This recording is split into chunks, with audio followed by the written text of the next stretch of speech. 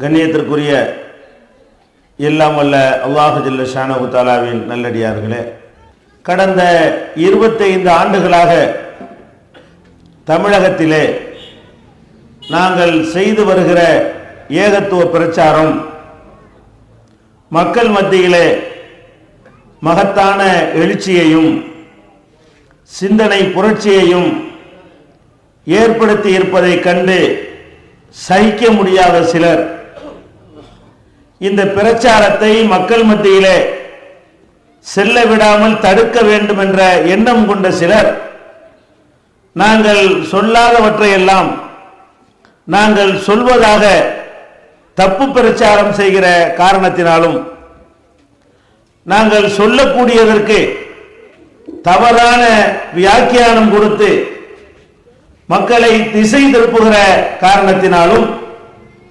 நாங்கள் என்ன சொல்கிறோம் என்பதை விரிவாக விளக்கமாக எடுத்துச் சொல்ல வேண்டிய அவசியம் எங்களுக்கு ஏற்பட்டிருக்கிறது. நாங்கள் என்ன சொல்கிறோம் என்பதை ஒரு வரியிலே சொல்லிவிடலாம். சுருக்கமாக சொல்ல நினைத்தால் நாங்கள் என்ன சொல்கிறோம் என்றால், நபிகள் நாயகம் ஸல்லல்லாஹு அலைஹி வஸல்லம் அவர்கள் இஸ்லாம் என்ற பெயரால் எதையெல்லாம் நமக்கு சொன்னார்களோ, செய்தார்களோ, அங்கீகரித்தார்களோ அது மட்டும்தான் மார்க்கம். அதை தவிர வேறு எதுவுமே மார்க்கம் இல்லை. இதான் நாங்க சொல்லக்கூடிய செய்தி. நாங்க சொல்லக்கூடிய செய்தியை ஒத்த வரியில சொல்வதாக இருந்தால், மார்க்கம் என்ற பெயரால் நீங்கள் எதையாவது செய்வதாக இருந்தால் அது நபிகள் நாயகம் ஸல்லல்லாஹு அலைஹி வஸல்லம் அவர்கள் செய்திருக்க வேண்டும், அல்லது சொல்லி இருக்க வேண்டும், அல்லது அவர்கள் முன்னிலையில் யாராவது செய்து பார்த்து அதை அங்கீகரித்திருக்க வேண்டும், ஆட்சேபிக்காமல் இருந்திருக்க வேண்டும். இதுதான் இஸ்லாம், இதுதான் மார்க்கம் என்பதைத்தான் நாங்கள் 25 ஆண்டுகளாக நாங்கள் சொல்கிறோம். நாங்கள் சொல்லுகிற இந்த அடிப்படையான செய்தி இதுதான். ஆனால் எங்களுடைய பிரச்சாரத்தை கொச்சைப்படுத்தக்கூடியவர்கள் எப்படியெல்லாம் மக்கள் மத்தியில் வந்து சொல்கிறார்கள் என்றால், இவர்கள் புதுசு புதுசாக எதையோ உண்டாக்கி நம்மளை பத்தி உள்ள மக்கள்கிட்ட எப்படி எடுத்து வைக்கிறாங்க தெரியுமா? எதை நம்முடைய அப்பன் பாட்டன் காலத்தில் செய்தோமோ, எதை நம்முடைய முப்பாட்டன்மார்கள் செய்தார்களோ, எதை நம்முடைய மகான்கள், நாதாக்கள், சேகுமார்கள், பெரியார்கள், குருமார்கள், அவுலியாக்கள், மகான்கள் எல்லாம் செய்தார்களோ, சொன்னார்களோ, அதையெல்லாம் எதிர்த்து புதிய ஒரு வழியை இவர்கள் சொல்கிறார்கள். எங்கள் மீது வைக்கப்படுகிற குற்றச்சாட்டுகள்ல பிரதானமான குற்றச்சாட்டு எது? நாங்கள் புது செய்தியை சொல்றோம். உண்மையிலேயே நாங்கள் புதிய செய்திகளை சொன்னால் நிச்சயமாக அதை நீங்கள் நிராகரிக்கத்தான் வேண்டும். ஆனால் உண்மையிலேயே புதிய செய்தி, பழைய செய்தி என்று வேறுபடுத்துகிறார்களே, இந்த வேறுபாடு எங்க இருந்து வரணும் தெரியுமா? நபிகள் நாயகம் ஸல்லல்லாஹு அலைஹி வஸல்லம் காலத்தில் இருந்து வரணும். இவங்க என்ன சொல்றாங்கன்னு கேட்டா, ஒரு 200 வருஷமா இவங்க செய்யறாங்க பாருங்க, அது பழசாம். நம்ம அதை எதிர்த்து சொல்றோம்ல, அது புதுசுங்கிறாங்க. நாங்க சொல்லக்கூடிய இந்த செய்தி 1400 வருஷத்துக்கு முன்னாடி இருந்துச்சா இல்லையா? நீங்க சொல்றது ஒரு 200 வருஷமா உங்கள்ட்ட இருக்கிறது. நாங்க சொல்லக்கூடியது நபிகள் நாயகம் ஸல்லல்லாஹு அலைஹி வஸல்லம் அவங்க காலத்தில் இருந்துச்சே, அதை சொல்றோம்.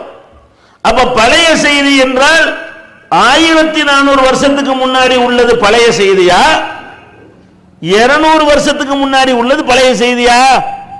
அப்ப நீங்கள் எதை 200 ஆண்டுகளாக மார்க்கம் என்று செய்கிறீர்களோ, எதை 100 ஆண்டுகளாக மார்க்கம் என்று செய்கிறீர்களோ, எதை 50 ஆண்டுகளாக நீங்கள் மார்க்கம் என்று செய்கிறீர்களோ, அதெல்லாம் நபிகள் நாயகம் ஸல்லல்லாஹு அலைஹி வஸல்லம் காலத்தில் இல்லாதது, நபிகள் நாயகம் சொல்லாதது, அவர்கள் அங்கீகரிக்காதது என்று நாங்கள் சொல்கிறோம்.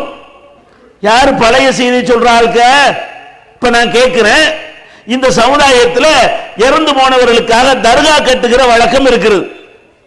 சமாதியை கட்டுவது, அதுக்கு சுற்றி தர்கா கட்டுவது, அதுல சந்தனம் பூசுவது, அதுக்கு தேர் திருவிழா, சந்தனக்கூடு என்று தேர் திருவிழா நடத்துவது, அதுல உண்டியல் வைத்து காணிக்கையை பெறுவது, அதுல உள்ள எண்ணெயையும் பள்ளி பாச்சா உளுந்து எடுத்து குடிக்கிறது, ஆசி வாங்குறது, அது அதுல காலில் விழுந்து சைதா செய்ய கபர்ல விழுந்து கும்பிடுவது இதெல்லாம் 200 வருஷமா இருக்குதுன்னு சொல்றீங்க. இது 1400 வருஷத்துக்கு முந்தைய இருந்துச்சா? 200 வருஷமா தானே இருக்குது. நீங்க தானே 200 வருஷத்துக்கு முந்தைய புதுசா உண்டாக்கி இருக்கிறீங்க. இந்த சமாதிகள் கட்டுகிற வழக்கம் நபிகள் நாயகம் ஸல்லல்லாஹு அலைஹி வஸல்லம் காலத்தில் இருந்ததா? யாரு புது செய்தி? நீங்கள் புதிதாக மார்க்கம் என்ற பெயரால் சில காரியங்களை உண்டாக்கி வைத்திருக்கிறீர்கள். நாங்கள் எங்க இருந்து போறோம்? உங்க அப்பனோ எங்க அப்பனோ உங்க பாட்டனோ எங்க பாட்டனோ மார்க்கத்துக்கு அத்தாரிட்டி கிடையாது. இந்த மார்க்கத்துக்கு அத்தாரிட்டி யார்? யாரை அல்லாஹ் தூதராக அனுப்பினானோ அவர்கள் தான் அத்தாரிட்டி. நபிகள் நாயகம் ஸல்லல்லாஹு அலைஹி வஸல்லம் சொன்னார்கள், மன் அஹதஸ ஃபீ அம்ரினா மா லைஸ மின்ஹு ஃபஹுவ ரத்துன். இந்த மார்க்கத்தில் இல்லாத ஒன்றை யார் புதிதாக உருவாக்குகிறார்களோ அது இறைவனால் நிராகரிக்கப்படும். நபிகள் நாயகம் ஸல்லல்லாஹு அலைஹி வஸல்லம் சொன்னார்கள், மன் அமில அமலன் லைஸ அலைஹி அம்ருனா ஃபஹுவ ரத்துன். நமது உத்தரவு இல்லாமல் ஒரு காரியத்தை யாராவது செய்தால் அது நிராகரிக்கப்படும். அப்ப மார்க்கம்னு நீங்க ஒன்ன செய்யறதா இருந்தா நான் உத்தரவு போடணும். ரசூல் ஸல்லல்லாஹு அலைஹி வஸல்லம் சொல்றாங்க, உத்தரவு யார் போடணும்? அல்லாஹ்வால் நியமிக்கப்பட்ட தூதராகிய நான் தான் அதுக்கு உத்தரவு போடணுமே தவிர நான் உத்தரவு போடாம நீங்க மார்க்கம்னு எதையும் செய்யக்கூடாது. இப்ப நாங்க கேட்கிறோம், நீங்கள் சில காலங்களாக உங்களிடத்தில் பழக்கமா வைத்திருக்கிறீர்களே, இதையெல்லாம் நபிகள் நாயகம் ஸல்லல்லாஹு அலைஹி வஸல்லம் செய்ய சொன்னார்கள் என்று உங்களால் எடுத்துக்காட்ட இயலுமா? யாராவது இறந்து விட்டால் கபர் கட்டுங்கள், ரசூலுல்லாஹ் சொன்னாங்களா? கட்டின கபரை பூசுங்கள், ரசூலுல்லாஹ் சொன்னாங்களா? தர்கா கட்டுங்கள் சொன்னாங்களா? அல்ல விழா நடத்துங்கள் சொன்னார்களா? அல்ல சந்தனக்கூடு எடுங்கள் சொன்னார்களா? கொடிமரத்தை நாட்டுங்கள் என்று சொன்னார்களா? அந்த கொடிமரத்தை தொட்டு முத்தமிடுங்கள் என்று சொன்னார்களா? அதை சுத்தி வாருங்கள் என்று சொன்னார்களா? அங்க போய் நேர்ச்சி செய்ய சொன்னார்களா? ஆடு மாடு கோழி அறுக்க சொன்னார்களா? இதெல்லாம் செய்யாதீங்கன்னு சொன்னாங்க. நபிகள் நாயகம் ஸல்லல்லாஹு அலைஹி வஸல்லம் சொன்னாங்க, மரணிக்கிறதுக்கு 5 நாள் இருக்குதுங்க. நபிகள் நாயகம் ஸல்லல்லாஹு அலைஹி வஸல்லம் அவர்கள் மரண வேளை நெருங்கி விட்டார்கள். மரண அவஸ்தைப்படுறாங்க. எப்படி அவஸ்தை? மூர்ச்சை ஆகுறாங்க, தெளிகிறாங்க, மறுபடி மூர்ச்சை ஆகுறாங்க, மறுபடி தெளிகிறாங்க. நம்ம நெருங்கிருச்சு, நம்முடைய இறுதி காலம் நெருங்கி விட்டது என்பதை அனுபவபூர்வமாக உளப்பூர்வமாக உணர்ந்து கொண்ட நபிகள் நாயகம் ஸல்லல்லாஹு அலைஹி வஸல்லம் அவர்கள் இந்த மக்களுக்கு எச்சரிக்க வேண்டிய செய்தியை அந்த கடைசி நேரத்தில் சொல்றாங்க. ஆயிஷா நாயகியுடைய மடியிலே சாய்ந்து கொண்டு, நெஞ்சிலே சாய்ந்து கொண்டு நபிகள் நாயகம் ஸல்லல்லாஹு அலைஹி வஸல்லம் சொன்னார்கள், லஅனல்லாஹுல் யஹூத வன் நஸாரா. யஹூதிகளையும் நஸாராக்களையும் அல்லாஹ் நாசமாக்கட்டும். ஏன் நாசமாக்கணும்? இத்தஹது குபூர அன்பியாஹிம் மசாஜித். தங்கள் நபிமார்களுடைய அடக்கத்தலங்களை எல்லாம் வணக்கத்தலங்களாக ஆக்கிவிட்டார்கள். நபிமார்கள் மௌத்தா போன உடனே அவங்களை அடக்கம் செய்த இடத்தை போய் வணக்கம் செய்யற இடமா ஆக்கிட்டாங்க பாருங்க. அதனால யஹூதி நசாரா நாசமாகட்டும்ங்கறாங்க. இது ஏன் சொன்னாங்க? நபிகள் நாயகம் ஸல்லல்லாஹு அலைஹி வஸல்லம் அவர்கள் மரணிக்கிற நேரத்தில் ஏன் சொன்னார்கள்? ஆயிஷா நாயகி இதை சொல்றாங்க. ஏன் சொன்னார்கள் என்று நீங்களோ நானும் ஊகிக்க தேவையில்லை. ஆயிஷா நாயகி இந்த செய்தியை அறிவிக்கிற ஆயிஷா நாயகி சொன்னார்கள், லவ்லா ذلك لابرزوا قبره. இப்படி நபிகள் நாயகம் எச்சரித்திருக்காவிட்டால் அவங்க கபரையும் கட்டி இருப்பார்கள். எதுக்கு எச்சரிச்சாங்களா? நம்ம மரணிக்க போறோம், நம்ம மௌத்துக்கு பிறகு மற்ற நபிமார்களுடைய சமாதியை கட்டினாங்களே, அந்த மாதிரி நம்ம சமாதியை கட்டிடக்கூடாது. இதை பயங்க எச்சரிக்கை செய்வதற்காகத்தான் கடைசி நேரத்தில் நபிகள் நாயகம் ஸல்லல்லாஹு அலைஹி வஸல்லம் அவர்கள் உங்களுக்கு கடும் எச்சரிக்கை செய்தார்கள். அப்ப நபிமார்களுடைய கபரை கட்டக்கூடாதுன்னா மற்றவங்க எல்லாம் ஏமாத்துறவங்க யோசிச்சு பாருங்க. அல்லாஹ்வுடைய படைப்புகளிலேயே நபிமார்கள் தான் சிறந்தவர்கள், அல்லாஹ்வால் தேர்வு செய்யப்பட்டவர்கள். மற்றபடி வலி மகான்லாம் சொல்றீங்களே, இதெல்லாம் ஒண்ணுமே கிடையாது. நீங்க வலி நினைக்கக்கூடிய ஆள் 1 நம்பர் ஃப்ராடா கூட இருக்கலாம். நபி அப்படி சொல்ல முடியாது. நபிமார்களை பொறுத்த வரைக்கும் நிச்சயமாக அல்லாஹ்வுடைய தூதர், அவர் தேர்ந்தெடுக்கப்பட்டவர். வலின்னு சொல்றீங்க பாருங்க, நீங்க வலின்னு நினைச்ச எத்தனை பேர் மறுமையில சைத்தான் அனுப்பான். எத்தனை சைத்தான் நீங்க விரட்டி அடித்தவர்கள் மறுமையில அல்லாஹ்வுடைய நேசரா இருப்பார். வலியை உங்களுக்கு கண்டுபிடிக்க இயலுமா? ஒருத்தர் இறை நேசர் என்பது எப்படி கண்டுபிடிப்பீங்க? என்னை இறைவன் நேசிக்கிறான்னு உங்களுக்கு எப்படிங்க தெரியும்? இறை நேசம் என்பது அல்லாஹ் நம்மளை நேசிக்கிறான் அப்படிங்கறத அல்லாஹ்வுக்கு தான் தெரியும். அவ்வளவு வேணாங்க. நான் யாரை நேசிக்கிறேன்னு என் பொண்டாட்டி சொல்ல முடியுமா? என் பொண்டாட்டி யாரையெல்லாம் நேசிக்கிறான்னு எனக்கு சொல்ல இயலுமா? உங்க பக்கத்தில் உட்கார்ந்துக்கிறாள், இவரை நேசிக்கிறார், அவரை நேசிக்கிறான்னு சொல்ல இயலுமா? அவர் வாயினால நான் நேசிக்கிறேன்னு சொன்னா கூட போய் சொல்லி இருக்கலாம். அப்ப ஒரு மனுஷன் யாரை நேசிக்கிறான் என்பதை உங்களால கண்டுபிடிக்க முடியல. என்ன பண்றீங்க? இவர் அல்லாஹ் நேசிக்கிறான், சாகுல் மீது அல்லாஹ் நேசிக்கிறான், அப்துல் காதர் ஜிலானி அல்லாஹ் நேசிக்கிறான்னா அல்லாஹ்வுடைய உள்ளத்தில் நுழைஞ்சு பார்த்துட்டு வந்தீங்களா? அப்ப ஒரு மனுஷனை அல்லாஹ்வுடைய நேசர்னு அதை தீர்ப்பளிக்கிற அதிகாரம் நமக்கு கிடையாது. இன்னும் சொல்ல போனா நம்ம பார்க்கிறோம், யாரையெல்லாம் அவுளியாண்டு ஆக்குறாங்கன்னு பார்த்தோம்னு சொன்ன அந்த வரலாறை பார்த்தா பாதிக்கு மேல ஒன்னா நம்பர் ஷைத்தான்களை அவுளியாக்க வச்சிருக்கீங்க. எங்க கண்ணால பார்த்திருக்கிறோம். நம்ம இஸ்லாத்தின் பெயரால் நம்ம செய்யற பல காரியங்கள் குர்ஆன்ல இருந்து எடுத்துக்கிட்டது இல்ல, ஹதீஸ்ல இருந்து எடுத்தது இல்ல, அல்லாஹ் ரசூல் சொல்லி தந்தது இல்ல. நாமெல்லாம் ஒரு காலத்துல வேற சமுதாயமா இருந்தோம். இங்க இருக்கிற அவ்வளவு முஸ்லிம்களுமே அரபு நாட்டு இறக்குமதியா? நீங்கள் அரபு நாட்டில இருந்து வந்த நபிகள் நாயகத்தினுடைய வாரிசுகளா? நீங்க எல்லாம் அபூபக்கர் சித்தியுடைய வாரிசுங்க உட்கார்ந்துட்டு இருக்கிறீங்க? யாருமே கிடையாது. எல்லாம் அரபு நாட்டு இறக்குமதி கிடையாது. இந்த நாட்டில் பிறந்தோம். செட்டியாரா இருந்திருப்போம், மோலியாரா இருந்திருப்போம், ஐயரா இருந்திருப்போம், தேவரா இருந்திருப்போம், தலிதா இருந்திருப்போம், கவுண்டரா இருந்திருப்போம், நாடாரா இருந்திருப்போம், வேற யாரா வேண்டாம் இருந்திருப்போம். அப்ப நம்ம வேற வேற சமுதாயத்தில் இருந்து இஸ்லாத்துக்கு வந்தோமா? வந்துட்டு முழுசா உள்ள வந்திருக்கணும்ல. வரும்போது எப்படி வந்துடும் தெரியுமா? அதையெல்லாம் இங்கேயும் கொண்டாந்து காப்பி அடிக்கிறது. அங்க என்ன உள்ள செஞ்சுக்கிட்டு இருந்தோம் நம்ம அப்பம் பாட்டான் மாறுவோம். இஸ்லாத்துக்கு வரும்பொழுது எல்லாத்தையும் உதவிட்டு வராம சிலதை கொண்டுகிட்டு வந்துட்டாங்க. அதுல தானங்க இந்த தர்காவெல்லாம் உண்டாகுது. அதுல தானங்க உங்க தேர்தல் இருக்கிறத பார்த்து நம்மளும் கூடு நிறுத்தோம். அந்த மாதிரி யானை வச்சிருப்பாங்க கோயில்கள்ல. இதை பார்த்து நம்மளால என்ன பண்ணிவிட்டான் தெரியுமா? பொட்டல் புதூர்ல அங்க ஒரு யானை நிப்பாட்டி விட்டான். யானைக்கு பேர் மொய்தீன் பிச்சை. மொய்தீன் தானே அங்க இருக்காரு, ஒளி செஞ்சாரு. தர்காவுக்கு பேர் மொய்தீன் தர்கா இருக்கனால அதுக்கு பேர் என்ன? யானைக்கு பேரு மொய்தீன் பிச்சைன்னு வச்சுட்டானுவோ. அதுல இங்க இருந்து மக்கள்லாம் நடந்தே போங்க. பொட்டல் புதூருக்கு கடையநல்லூர்ல இருந்து, மேலப்பாளையத்துல இருந்து, நாகர்கோவில்ல இருந்து, மதுரையில இருந்தெல்லாம் அந்த மாவட்டங்கள்ல இருந்தாலும் நடந்தே போவாங்க. எதுக்கு? அந்த பொட்டல் புதூர்ல போய் அந்த யானைக்கு வாழைப்பழத்தை கொடுத்து அதுல ஆசி வாங்கிட்டோன்னு வைங்க, கன்ஃபார்மா புள்ள பிறந்துருமா. எப்படி யானை ஆசி கொடுத்தா கன்ஃபார்மா என்ன புள்ள இல்லாத ஆளுக்கு புள்ள பிறந்துரும்னு சொல்லி வச்சுட்டாங்களா? இதுக்காக வேண்டி நம்ம தாய்மார்கள்லாம் போய் யானை கிட்ட போய் புள்ள வாங்குறதுக்காக வேண்டி அங்க போய் கொண்டிருந்தார்கள். அந்த யானை செத்து போச்சு. ஒரு நாள் என்னவாச்சு? அந்த யானை மண்டையை போட்டுச்சுங்க. யானைக்கு ஜனாசா தொழுகை நடத்தி பாருங்க. மனுஷனுக்கு ஜனாசா தொழுகை நம்ம கேள்விப்பட்டிருக்கிறோம். யானை மிருகத்துக்கு போய் ஜனாசா தொழுகை நடத்தி அதை புதைச்சி அதுக்கு தர்காய்ப்ப. அப்ப என்ன, நீ எந்த தர்காவில் எந்த யானை கிடக்கு யாரு கண்டா?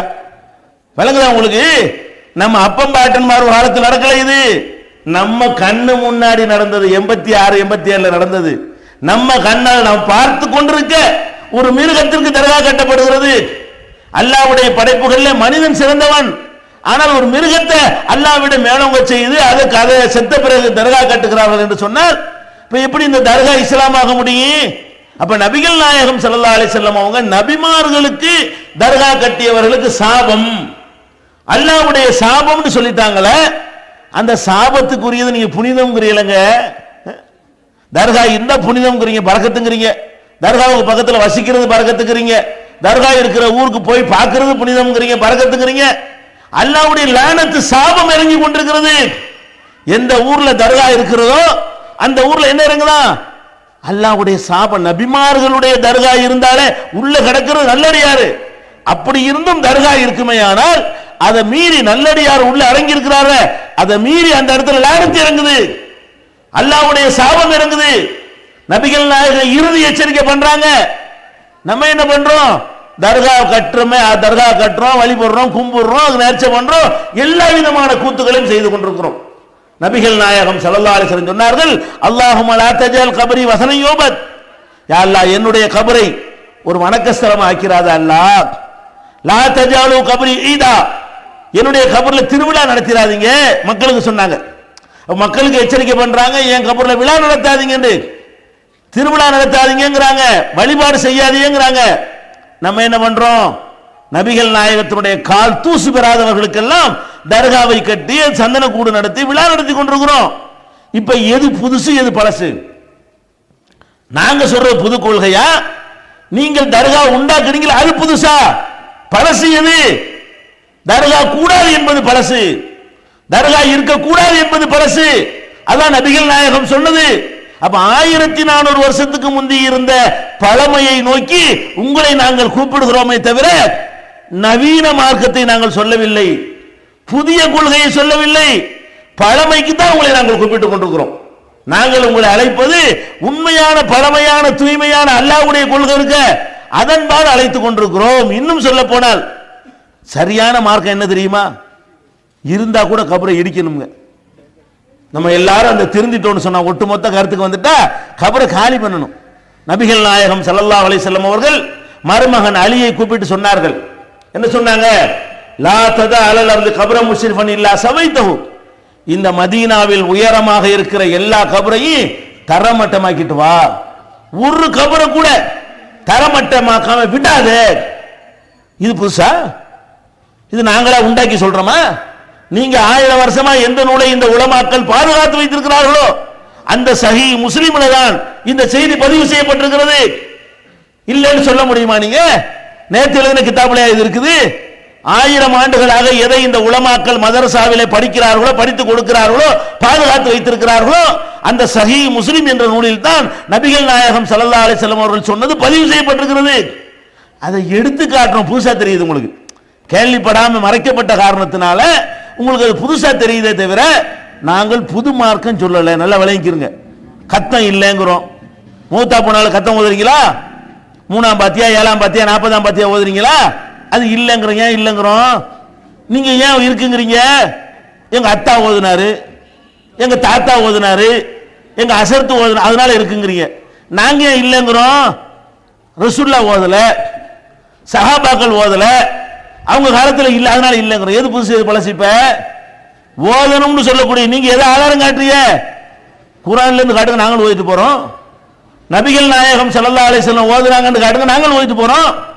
நீங்க கத்தம் பாத்தியா 3ஆம் பாத்தியா 7ஆம் பாத்தியா 40ஆம் பாத்தியா வருஷ பாத்தியான்னு ஓதி சில சடங்குகளை செய்றீங்களே இறந்து போனவர்களுக்கு, இதை செய்யாதே நாங்க சொல்வதற்கு காரணம் என்ன? இது அல்லாஹ்வுடைய ரசூல் செய்யல. உங்க காலத்துல மௌத்த புதுசா பாக்குறீங்களா? நபிகள் நாயகம் ஸல்லல்லாஹு அலைஹி வஸல்லம் உயிரோடு இருக்கும்போது அவங்க மனைவி கதீஜா மௌத்தா போலையா? நபிகள் நாயகம் ஸல்லல்லாஹு அலைஹி வஸல்லம் உயிரோடு இருக்கும்போது அவங்க மகன் இப்ராஹிம் மௌத்தா போலையா? நபிகள் நாயகம் ஸல்லல்லாஹு அலைஹி வஸல்லம் உயிரோடு இருக்கும்போது அவங்களுடைய 3 பொம்பளை பிள்ளைங்க மௌத்தா போலையா? ஸைனபு, ருக்கையா, உம்மு குல்சூம் 3 பேருமே ரசூல் ஸல்லல்லாஹு அலைஹி வஸல்லம் உயிரோடு இருக்கும்போது மௌத்தா போனாங்களா இல்லையா? ஃபாத்திமா மட்டும்தான் ரசூலுல்லாஹ்வுக்கு பிறகு 6 மாசம் கழிச்சு மௌத்தா போறாங்க. 4 பொம்பளை பிள்ளை 3 பொம்பளை பிள்ளை நபி ஸல்லல்லாஹு அலைஹி வஸல்லம் உயிரோடு இருக்கும்போது மௌத்தா போனாங்க. அப்ப ரசூல் ஸல்லல்லாஹு அலைஹி வஸல்லம் அவங்க இவங்களுக்காகவெல்லாம் 3ஆம் பாத்தியா ஓதுனாங்களா? என்னுடைய மகள் மௌத்தாகி விட்டது, எல்லாரும் வாங்க 3ஆம் பாத்தியா ஓதுவோம், வாங்க 7ஆம் பாத்தியா ஓதுவோம், வாங்க 40ஆம் பாத்தியா ஓதுவோம், அதுக்கு அந்த சாமான்லாம் உணவு பொருளாக வச்சு வாங்க படையல் போடுவோம் என்று சொன்னார்களா? இப்ப நபிகள் நாயகம் ஸல்லல்லாஹு அலைஹி வஸல்லம் காலத்துல இந்த மௌத் இருந்தது. நபிகள் நாயகம் ஸல்லல்லாஹு அலைஹி வஸல்லம் காலத்துல இந்த குர்ஆன் இருந்தது. அந்த மௌத்துக்காக வேண்டி இந்த குர்ஆன் ஓதுற வழக்கத்தை ஏற்படுத்தி தந்தாங்களா? இல்ல. அப்ப நீங்க 200 வருஷத்துக்கு முந்தைய எதை உண்டாக்கி வைத்துக் கொண்டு அதை மார்க்கம்னா எப்படி மறுமையில வெற்றி பெறுவீங்க? நரகத்துக்கு போவீங்கன்னு சொல்றாங்க ரசூல் ஸல்லல்லாஹு அலைஹி வஸல்லம். ஈயாக்கும் வ முஹதஸாத்தில் உமூர், எனக்கு பின்னால் உருவாக்கப்படுகிற காரியங்களை பற்றி உங்களை எச்சரிக்கிறேன். என்ன எச்சரிக்கிறேன்?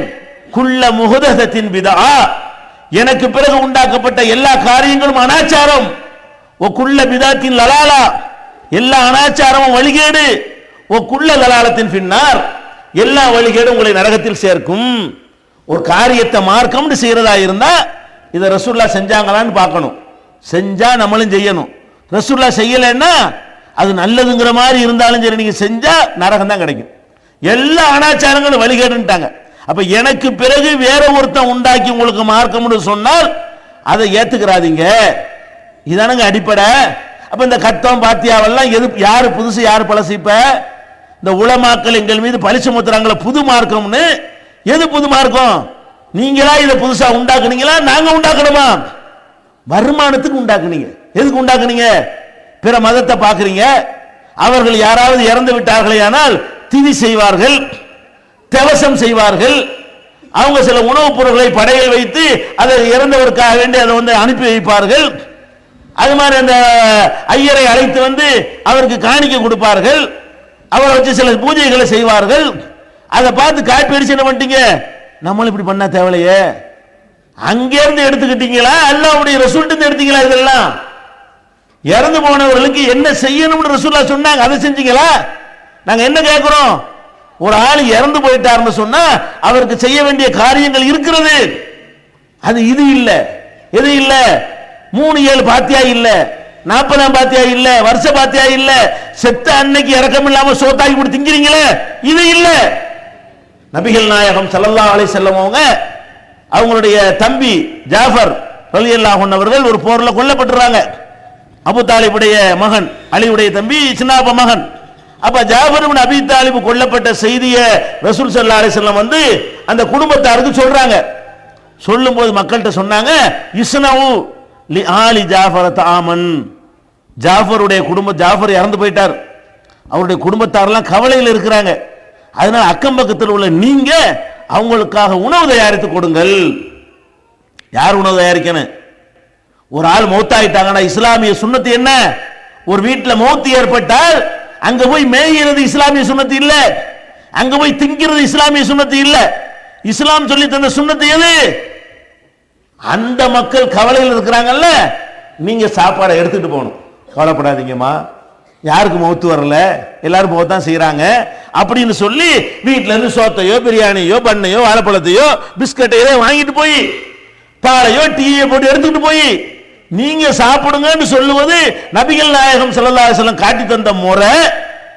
புருஷனை பறி கொடுத்துட்டு பொம்பளை அழுதுகிட்டு எதிர்காலம் என்ன ஆகும்போது துடிச்சுக்கிட்டு இருக்கிறா, அவ அக்கவுண்ட்லயே போய் ஆட்டை வாங்கி அவ கணக்கிலேயே அரிசி மூட்டை வாங்கிட்டு வந்து அம்பிட்டு போய் அவ ஏற்கனவே கஷ்டத்தில் இருக்கிறா, புருஷன் போயிட்டான் நமக்கு எது என்ன ஆகுமோண்டு அந்த ஒரு இறக்கம் கூட இல்லாம அவங்க செலவுல போய் மேய்ஞ்சி சாப்பிட்டு வர்றமே, இதான் இஸ்லாமா? அப்ப இந்த மாதிரியான ரசூல் ஸல்லல்லாஹு அலைஹி வஸல்லம் சொல்லாத விஷயங்களை எல்லாம் இஸ்லாம்னு செஞ்சுட்டு இருக்கிறீங்க. செய்ய வேண்டியது என்ன? ஃபர்ஸ்ட் செய்ய வேண்டியது இறந்தவருக்கு நீங்கள் சாப்பாடு ஆக்கி கொடுக்க வேண்டும். இறந்தவருடைய குடும்பத்துக்கு யார் வீட்டு மௌத்துக்கு போனீர்களே ஆனால் அங்க சாப்பிட போக கூடாது, சாப்பாடு செஞ்சுக்கிட்டு போகணும், சாப்பாடை எடுத்துக்கிட்டு போகணும். அவங்க சமைக்கிறத போய் தடுக்கணும், நீங்க சமைக்காதீங்க, உங்களுக்கு வேற கவலை இருக்கிறது, நாங்கள் பங்கெடுத்துக் கொள்கிறோம். இஸ்லாம் இனிய மார்க்கம் ஒரு நிகழ்ச்சி நடத்துவோம். முஸ்லிம் அல்லாத சகோதரர்கள் பல கேள்விகள் கேட்பாங்க. அதுல இந்த கேள்வி வந்துச்சு, என்ன வந்துச்சு தெரியுமா? இவ்வளவு ஒரு காட்டு மிராண்டிகளா நீங்க இருக்கிறீங்களா, மனிதாபிமானம் இல்லாத, அப்படி கேட்கிறார் ஒருத்தர். இஸ்லாம் இனிய மார்க்கம்ங்கிற நிகழ்ச்சி முஸ்லிம் அல்லாத மக்களுக்கு நடத்தும் பொழுது கேட்கிறாரு, எங்க ஒரு வீட்டில் மௌத்தா இருக்கிறாங்க, அந்த வீட்டில் போய் அவன் செலவுள்ள ஆட்டை இருக்க சொல்லி அவன் செலவுல பிரியாணி ஆக்கி திங்கிறீல, கொஞ்சமாவது உங்களுக்கு மனசாட்சி இருக்காதா? இதுக்கு என்ன பதில் சொல்றது? நீங்க செய்யற அந்த செயலுக்காக வேண்டி இஸ்லாம் கெட்ட பேர சுமக்குது பாத்தீங்களா? நீங்களா இஸ்லாம் இதை சொல்லல, நீங்களா உண்டாக்குன இந்த சடங்குக்காக வேண்டி இஸ்லாத்தின் மீது களங்கம்.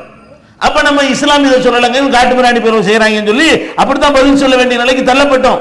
அப்ப இறந்தவருக்கு செய்யற இந்த கடமையை நம்ம செய்வது கிடையாது. இறந்தவருக்கு வேற என்ன செய்யணும்? ஒருத்தர் இறந்துட்டாருன்னு சொன்னா உங்க அப்பா உங்க அம்மா தாத்தா பாட்டி மூத்தா போயிட்டாங்கன்னு சொன்னா அவங்களுக்கு செய்யற ஃபர்ஸ்ட் கடமை என்ன தெரியுமா? அவங்க யார்கிட்டையெல்லாம் கடன் வாங்கினாங்களோ அந்த லிஸ்டை எடுத்து அந்த கடனை தீர்க்கணும், தீர்ப்பதற்கு ஒத்துக்கொள்ள வேண்டும். இதுதான் ஃபர்ஸ்ட் கடமை. இது எத்தனை பேர் செஞ்சீங்க? பாப்பாவை கடன் வாங்கிட்டு மூத்தா போயிட்டா புள்ள கொடுத்தீங்களா நீங்க யாராவது? நீங்க ஒரு பாத்தியா ஓடி அல்லாவை ஏமாத்தலான்னு பாக்குறீங்க. மறுமை நாள்ல கடன் வாங்கி விட்டு ஒருத்த மூத்தாயிட்டான்னு வைங்க, அவங்க எது என்ன ஆகும் தெரியுமா உங்களுக்கு? ஒரு ஆள்கிட்ட நான் கடன் வாங்கிட்டு நான் மூத்தா போயிட்டேன், மகசர்ல வந்து நிக்கிறேன், அந்த கடன் கொடுத்தான் பாருங்க, அவன் அங்க வந்து கேட்பான், யாரெல்லாம் இவன் என்கிட்ட 10,000 ரூபாய் வாங்கினான் தரல, அங்க 10,000 ரூபாய் திருப்பி கொடுக்க இயலுமா? அங்க காசு உண்டா? அங்க காசு கிடையாது. அங்க என்னதான் கொடுக்கணும்? நம்ம செஞ்ச அமல்கள் தான். என்னடா 10,000 ரூபாய் கொடுக்கணுமா? ஆமா. அப்படின்னா நீ 10 வருஷம் தொழுகையில அந்த தொழுகையை கொடு, 5 வருஷம் நோம்பு வச்சு அழுத்தி கொடு. இப்படி ஒவ்வொருத்தர் கடங்காரனு கொடுத்தா என்ன மிஞ்சு? செய்யறது ரொம்ப கம்மியா இருக்கு. நம்ம செய்யற அமல்களை ரொம்ப குறைவா இருக்குது. இதுல கடங்காரனுக்கு செஞ்ச அமலையெல்லாம் கொடுத்துட்டோம்னு சொன்னா நம்ம வாப்பா எங்க போவாரு? நம்ம அம்மா எங்க போவாங்க? கடன் வாங்கிட்டு அதை தீர்க்காமல் உங்க அம்மா மௌத்தாகி இருந்தால் உங்க அத்தா மௌத்தாகி இருந்தால், உங்க பாட்டி மௌத்தாகி இருந்தால், கடன்காரன் வந்து மறுமையில கேட்பானே, அவர் செஞ்சிருந்த 1-2 நன்மையும் இல்லாம போயிருமே, அதை செய்யுங்கப்பான்னு கேட்டா அது கஷ்டம். இது 1.25 முடிஞ்சு போயிரும்ல. பாத்தியா அண்ணா அஜரத்துக்கு எவ்வளவு 15 ரூபாயா? 15 ரூபா கொடுத்தா கதை முடிஞ்சு போச்சுல. கடன்னா 10,000 20,000 1 லட்சம் 2 லட்சம் எங்க போறது? இப்ப குறுக்கு வழி கண்டுபிடிக்கிறா. வாப்பா சொர்க்கத்துக்கு போவாரா? இப்ப உங்க வாப்பா, உங்க உம்மா, உங்க பொண்டாட்டி, உங்க புருஷன் சொர்க்கத்துக்கு போறதா இருந்தா முதல்ல என்ன பண்ணுங்க? ஒன்னு கடனை கொடுங்க, இல்லைன்னா யார்கிட்டெல்லாம் கடன் வாங்கினார் அவர்கிட்ட போய் மன்னிப்பு கேளுங்க. என் தகப்பனார் உங்கள்ட்ட கடன் வாங்கிட்டாரு, அவரை மன்னிச்சிருங்க, எனக்கு தர வசதி இல்லை, அல்லாஹ் தந்தா நான் தந்துடுறேன், தரலன்னு சொன்னா அந்த கடனை இங்கேயும் மன்னிச்சிருங்க. எத்தனை பேர் போய் கேட்டீங்க? உங்க தகப்பனார் யாரிடமெல்லாம் கடன் வாங்கி இருந்தாரோ அவர்கிட்ட போய் மன்னிப்பு கேட்டீங்களா? ஒன்னு திருப்பி செலுத்துங்க, இல்லாட்டி மன்னிப்பு கேளுங்க. இதை செய்ய மாட்டேங்கிறோம். அதே மாதிரி இறந்தவர் செய்யற முதல் வேலைங்க இது. பள்ளிவாசல்களை சொல்லி தந்தார்களா உலமாக்கள்? பயான்கள்ல சொன்னார்களா? உங்க தகப்பன்மார்கள், உங்க தாய்மார்கள் சொர்க்கத்துக்கு போவதற்குரிய வழிதானே இது. அவர் நரகத்தில் போய் விழுந்துருவாரா இல்லையா? செஞ்ச அமல்கள் அடுத்த ஆளுக்கு போச்சுன்னா என்ன ஆகுறது? இதை பத்தி சொல்லி தரல. எதை சொல்லி தந்தாங்க? நீ பாத்தியா ஓதல, பேய் வந்து கதவாடிக்கும், 3 நாளைக்கு அந்த ஆவி திரும்பி வந்துகிட்டு இருக்கு, பயம் காட்டி காசு வாங்குறதுக்கு வேண்டி. காசுக்கு தானுங்க இந்த பாத்தியா இதெல்லாம் எதுக்கு உண்டானது? பாத்தீங்கன்னா கூத்தானூர் தஞ்சாவூர் ஜில்லாவுக்குலாம் போனீங்கன்னா அந்த பாத்தியாவில் அவ்வளவு பதார்த்தங்கள் அடுக்கி வச்சிருப்பானுங்க. வாழைப்பழம் ஒரு பக்கம், திராட்சை பழம் ஒரு லட்டு ஒரு பக்கம், பூந்தி ஒரு பக்கம், அப்படி அவ்வளவு அடுக்கி வச்சு ஏதோ இந்த படையல் பண்ற மாதிரி அவ்வளவு பெரிய பூஜை நடக்குங்க. சில ஊர்ல என்ன செய்வாங்க தெரியுமா? அவர் என்ன பழக்கம் உள்ளவரா இருந்தாரோ அதையும் கொண்டா வச்சு விடுவாங்க. பாத்தியாவில் அவர் சுருட்டு குடிச்சாருன்னு வைங்க, அந்த பிராண்ட் சுருட்டு கட்டு ஒன்று இருக்கும். எதுக்கு? பாத்தியா ஓதும் போது அவர் பீடி குடிச்சாருன்னு வைங்க, அவர் என்ன பிராண்ட் பீடி குடிச்சாரோ அது ஒரு 2 கட்டங்க உட்கார்ந்து இருக்கும். இதுல பாத்தியாவில் அவர் அந்த ஆவி வந்து எடுத்துட்டு போகுதான். இப்படி எல்லாம் மக்களை ஏமாத்துறதுக்கு சொல்லி கொடுத்த அஜர்த்துமார்கள், நம்முடைய பெற்றோர்கள் நம்மை வளர்த்து ஆளாக்கி நம்மளை வந்து மனுஷனா உலாவிட்டு இருக்கிறாங்களே, அவங்க நரகத்துக்கு போய்விடக் கூடாது என்றால் எதை சொல்லி தந்திருக்கேன்? கடனாளியாக மௌத்தாகி விடாதீர்கள். நபி ஸல்லல்லாஹு அலைஹி வஸல்லம் அவங்கள்ட்ட ஜனாசா வரும், முதல் கேள்வி என்ன கேட்பாங்க தெரியுமா? தொழுவிக்க மாட்டாங்க. இவருக்கு கடன் இருக்குதா? ஆமான்னு சொன்னால் கடனை தீக்கிறதா விட்டுட்டு போயிருக்கிறாரா, வச்சுட்டு போயிருக்கிறாரான்னு கேட்பாங்க. இல்லைன்னு சொன்னா அதை தீக்கிற வரைக்கும் நான் தொழுவிக்க மாட்டேன்றாங்க. யாராவது நான் தீக்கிறேன்னு ஒத்துக்கொண்டால் ஜனாசா தொழுவிப்பாங்க. இல்லைன்னு சொன்னா நீங்களே இது வேஸ்ட், எதுக்கு தொழுவிக்க மாட்டேங்கிறாங்க? என்னதான் தொழுவிச்சாலும் அவர் கடங்கார அம்புட்டனுமே எடுத்துட்டு போயிட போறா, இவருக்கு நான் செய்யற பிரார்த்தனை வேஸ்ட் ஆகிட போகுது அப்படின்னு சொல்லி நபி ஸல்லல்லாஹு அலைஹி வஸல்லம் ஜனாசா தொழுவிக்க மாட்டாங்களாம். அப்ப அவ்வளவு பெரிய மேட்டர்களை எல்லாம் நீங்க அசால்ட்டா செய்றீங்க. அதே மாதிரி நம்முடைய பெற்றோர்கள் அல்ல யார் மௌத்தா போயிட்டார், அவரு உசுரோட இருக்கும்போது சில வாக்குறுதிகள் கொடுத்திருப்பார். வசியத். என்ன வசியத்து? நான் அந்த பள்ளியாசலுக்கு அவ்வளவு கொடுக்குறேன், அந்த மதரசாவுக்கு அவ்வளவு கொடுக்குறேன், அந்த ஏழை குமருக்கு அவ்வளவு கொடுக்குறேன், அந்த பையனை நான் படிக்க வைக்கிறேன், இவங்களுக்கு வீடு கட்டி கொடுக்குறேன், அங்கே ஒரு கிணறு தோண்டி போடுறேன், ஏதாவது ஒன்று சொல்லியிருப்பார், நமக்கு தெரிஞ்சிருக்கும். இது வந்து வசியத், அவருடைய எண்ணம், அவருடைய ஆசை. இப்படி ஆசைப்பட்டவராக அவர் மரணித்து இருந்தால் கடனுக்கு அடுத்தபடியாக அவருடைய அந்த ஆசையை நீங்கள் நிறைவேற்ற வேண்டும். எத்தனை பேர் செஞ்சீங்க? உங்க தகப்பனார் உங்க காதுபட எத்தனை பேசியிருப்பாரு? நம்ம அது மாதிரி ஒன்று செய்யலாம்னு நினைக்கிறேன், இது மாதிரி ஒன்று செய்யலாம்னு நினைக்கிறேன், இந்த 2 ஏக்கரை மதரசா கொடுக்கலாம்னு நினைக்கிறேன், அந்த 5 ஏக்கரை ஏழைகளுக்காக பிரிச்சு கொடுக்கலாம்னு நினைக்கிறேன், அப்படி எவ்வளவு சொல்லியிருப்பார்ல. அந்த மாதிரி வசியத்து பண்ணி இருந்தாரையானால் அதை நிறைவேற்றணும். அவர் சொத்தை பங்கு பிரிக்க முந்தி அதை செய்யணுங்கிறான். மிம்பாதி வசியத்தின் யூசாபிஹா அவுதைனின், வசியத்தை நிறைவேற்றிய பிறகுதான் அவர் கொடுத்த அவர் பட்ட கடனை நிறைவேற்ற பிறகுதான் அவர் சொத்தையே பங்கு வைக்கணும் அப்படின்னு அல்லாஹ் குர்ஆன்ல சொல்லி காட்டுறான். அப்ப இறந்தவருக்கு இது செய்யணும், இது நம்ம செய்யறது இல்லை.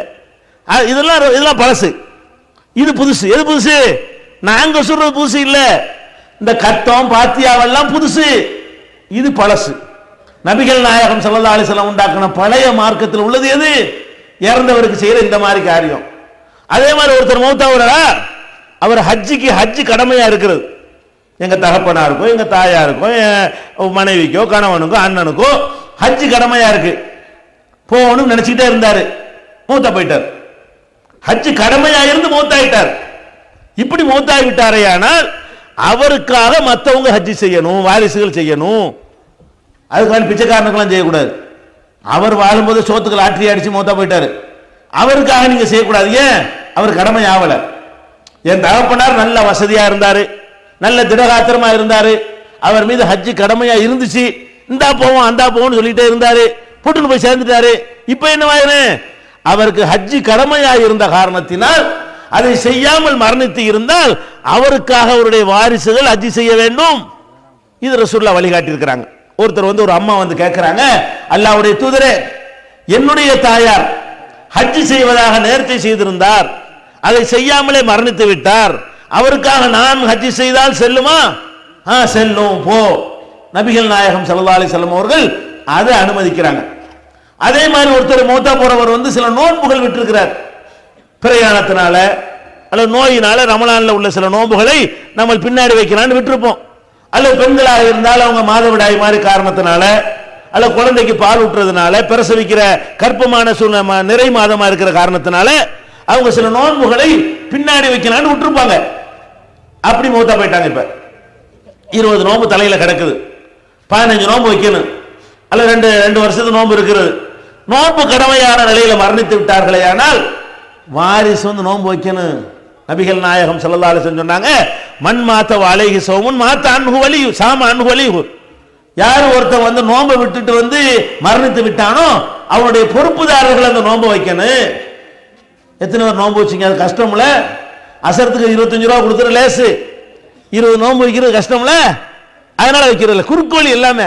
அவர் தகப்பனார் மேல உண்மையில உங்களுக்கு பாசம் இருந்து அவர் நல்ல மறுமையில வெற்றி அடைவதற்கு தான் இதை செய்ய ஆசைப்பட்டீங்கன்னா இதை செய்யுங்க. எதுக்கு புதுசு உண்டாக்கணும் இந்த விதத்துகளை செய்றீங்க? அல்லாஹ் திருப்தி விடக்கூடிய அல்லாஹ்வுடைய ரசூல் கற்றுத்தந்த இந்த காரியங்களை செய்யுங்க. 20 நோன்பு இருக்குதா, 4 பிள்ளை விட்டுட்டு போயிட்டானா, டேய் நீ 5 நோன்பு வைடா, நீ 5 வை, நீ 5 வை, நீ 5 வை, நம்ம 4 பேரும் நம்ம தகப்பனுடைய நோன்பு பங்கு வச்சுக்கிருவோம். வச்சிங்களா? இதான ரசூலுல்லாஹ் நம்ம கற்று தர்றாங்க. இது போக அவருக்கு நிரந்தரமான நன்மையை சேர்க்க நீங்கள் நாடினீர்களேயானால் அவருக்காக நிலையான தர்மத்தை ஏற்படுத்தி கொடுங்கள். அவர் மௌத்தா போயிட்டாரா, ஒரு கிணறு வெட்டி போடுங்க.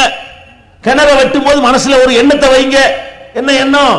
யா அல்லாஹ், அந்த கிணறு எவ்வளவு காலத்துக்கு பயன்படுமோ அதுக்கு கிடைக்கிற நன்மை எல்லாம் என் தகப்பனாருக்கு போய் சேரட்டும். ஒரு பஸ் ஸ்டாண்ட்ல வெயில நிக்கிறாங்களா மக்கள்லாம், அங்க ஒரு நிழல் கூடை கட்டி, யா அல்லாஹ், இதுல யாரெல்லாம் நிழல்ல இளைப்பாருவாங்களோ அதனுடைய நன்மை எல்லாம் எங்க பாப்பாவுக்கு கிடைக்கட்டும், எங்க அம்மாவுக்கு கிடைக்கட்டும், என் புருஷனுக்கு கிடைக்கட்டும், என் பொண்டாட்டி கிடைக்கட்டும். அதை செய்யுங்க. அல்ல ஒரு 5 ஏக்கர் நிலத்தை எழுதி வச்சு, யாரெல்லாம் இதுல வரக்கூடிய அரிசியை வச்சு நெல்லை வச்சு ஏழைகள் காலமெல்லாம் சாப்பிடட்டு, அவங்க சாப்பிடுற நன்மை எல்லாம் எங்க பாப்பாவுக்கு கிடைக்கட்டும். அதை செய்யுங்க. அல்ல கழிப்பிட வசதி இல்லாம இருக்குதா, ஒரு பொதுவா 5-6 கட்டண கழிப்பிடம் கட்டுறாங்க, அது மாதிரி ஃப்ரீயா கட்டி போட்டு ஏழை பாளையல் கழிப்பிடத்தை பயன்படுத்தட்டும், அது கிடைக்கும் நன்மை எல்லாம் யாரெல்லாம் என் பாப்பாவுக்கு கிடைக்கட்டும். இது மாதிரி ஒரு மரத்தை நட்டி வச்சுட்டு போகலாம், ஒரு பிள்ளைய படிக்க வைக்கலாம், அவன் படிச்சுட்டு வர்ற ஒரு மார்க் அறிஞர் ஆக்கி வைக்கலாம், ஒரு மதரசா கட்டி வைக்கலாம், ஒரு பள்ளிவாசலை கட்டலாம். இது மாதிரியான காரியங்களை செஞ்சீங்கன்னா இறந்தவருக்கு நன்மை கிடைக்கும். நீங்க செய்யற காரியத்தை நன்மை கிடைக்குமா? மூத்தா போனால வீட்டில் என்னை கூட்டிக்கிட்டு வச்சுக்கிட்டு அது பாத்தியான்னு சொல்லி எதுக்கு இதெல்லாம் ஓதுறோம்? உங்க அத்தா சொர்க்கத்துக்கு முன்னு எங்களுக்கு என்ன இருக்குங்கிறேன். என்னை கூட்டிட்டு போய் பாத்தியாவது கூப்பிடுறிய, உங்க அத்தாக்கு எனக்கு என்னங்க உறவு? அவர் சொர்க்கத்துக்கு போன எனக்கு என்ன, நரகத்துக்கு போன எனக்கு என்னங்கிறேன். என்னை கூட்டிட்டு போய் சரி அசர்த்து ஓதுங்க, நான் என்ன செய்ய அப்படி பார்ப்பேன். பெரிய ஊடா இருக்குதா, ஏதோ தவறு 100 ரூபாய் தருவாங்க போல இருக்க, பெரிய பாத்தியா ஓதுவேன். ஏழை ஊடா இருக்குதா, 10 ரூபா கூட தரமாட்டாங்க போல இருக்க, 5 நிமிஷத்துல ஓதிடுவேன். இதான் நடக்குதா இல்லையா பார்க்கல நீங்க? பணக்கார வீட்டில் அஜரத்து எப்படி பாத்தியா ஓதுறாரு, ஏழை வீட்டில் எப்படி அஜரத்து பாத்தியா ஓதுறாரு, விடி மௌலுது ஓதுறாரு, ராத்திரிக்கு ஆரம்பிச்ச மௌலுத சுபு வரைக்கும் ஓதுறாரு. எங்க 500 ரூபா கொடுத்தா, மகரிபுல இருந்து இஷாக்குள்ள 3 வீட்டுல ஓதிப்படுறாரு. அது எப்ப 5 ரூபா கொடுத்தா, என்னங்கிற இதான் மார்க்கமா? அட இஹ்லாஸ தூய்மையான எண்ணத்தில் உள்ளது அல்லாஹ் ஏத்துக்குவானா, வியாபாரத்தை ஏத்துக்குவானா? இது இபாதத்தா வியாபாரமா? அது என்ன கொடுக்குற காசுக்கு தகுந்த மாதிரி ஓதுறீங்க?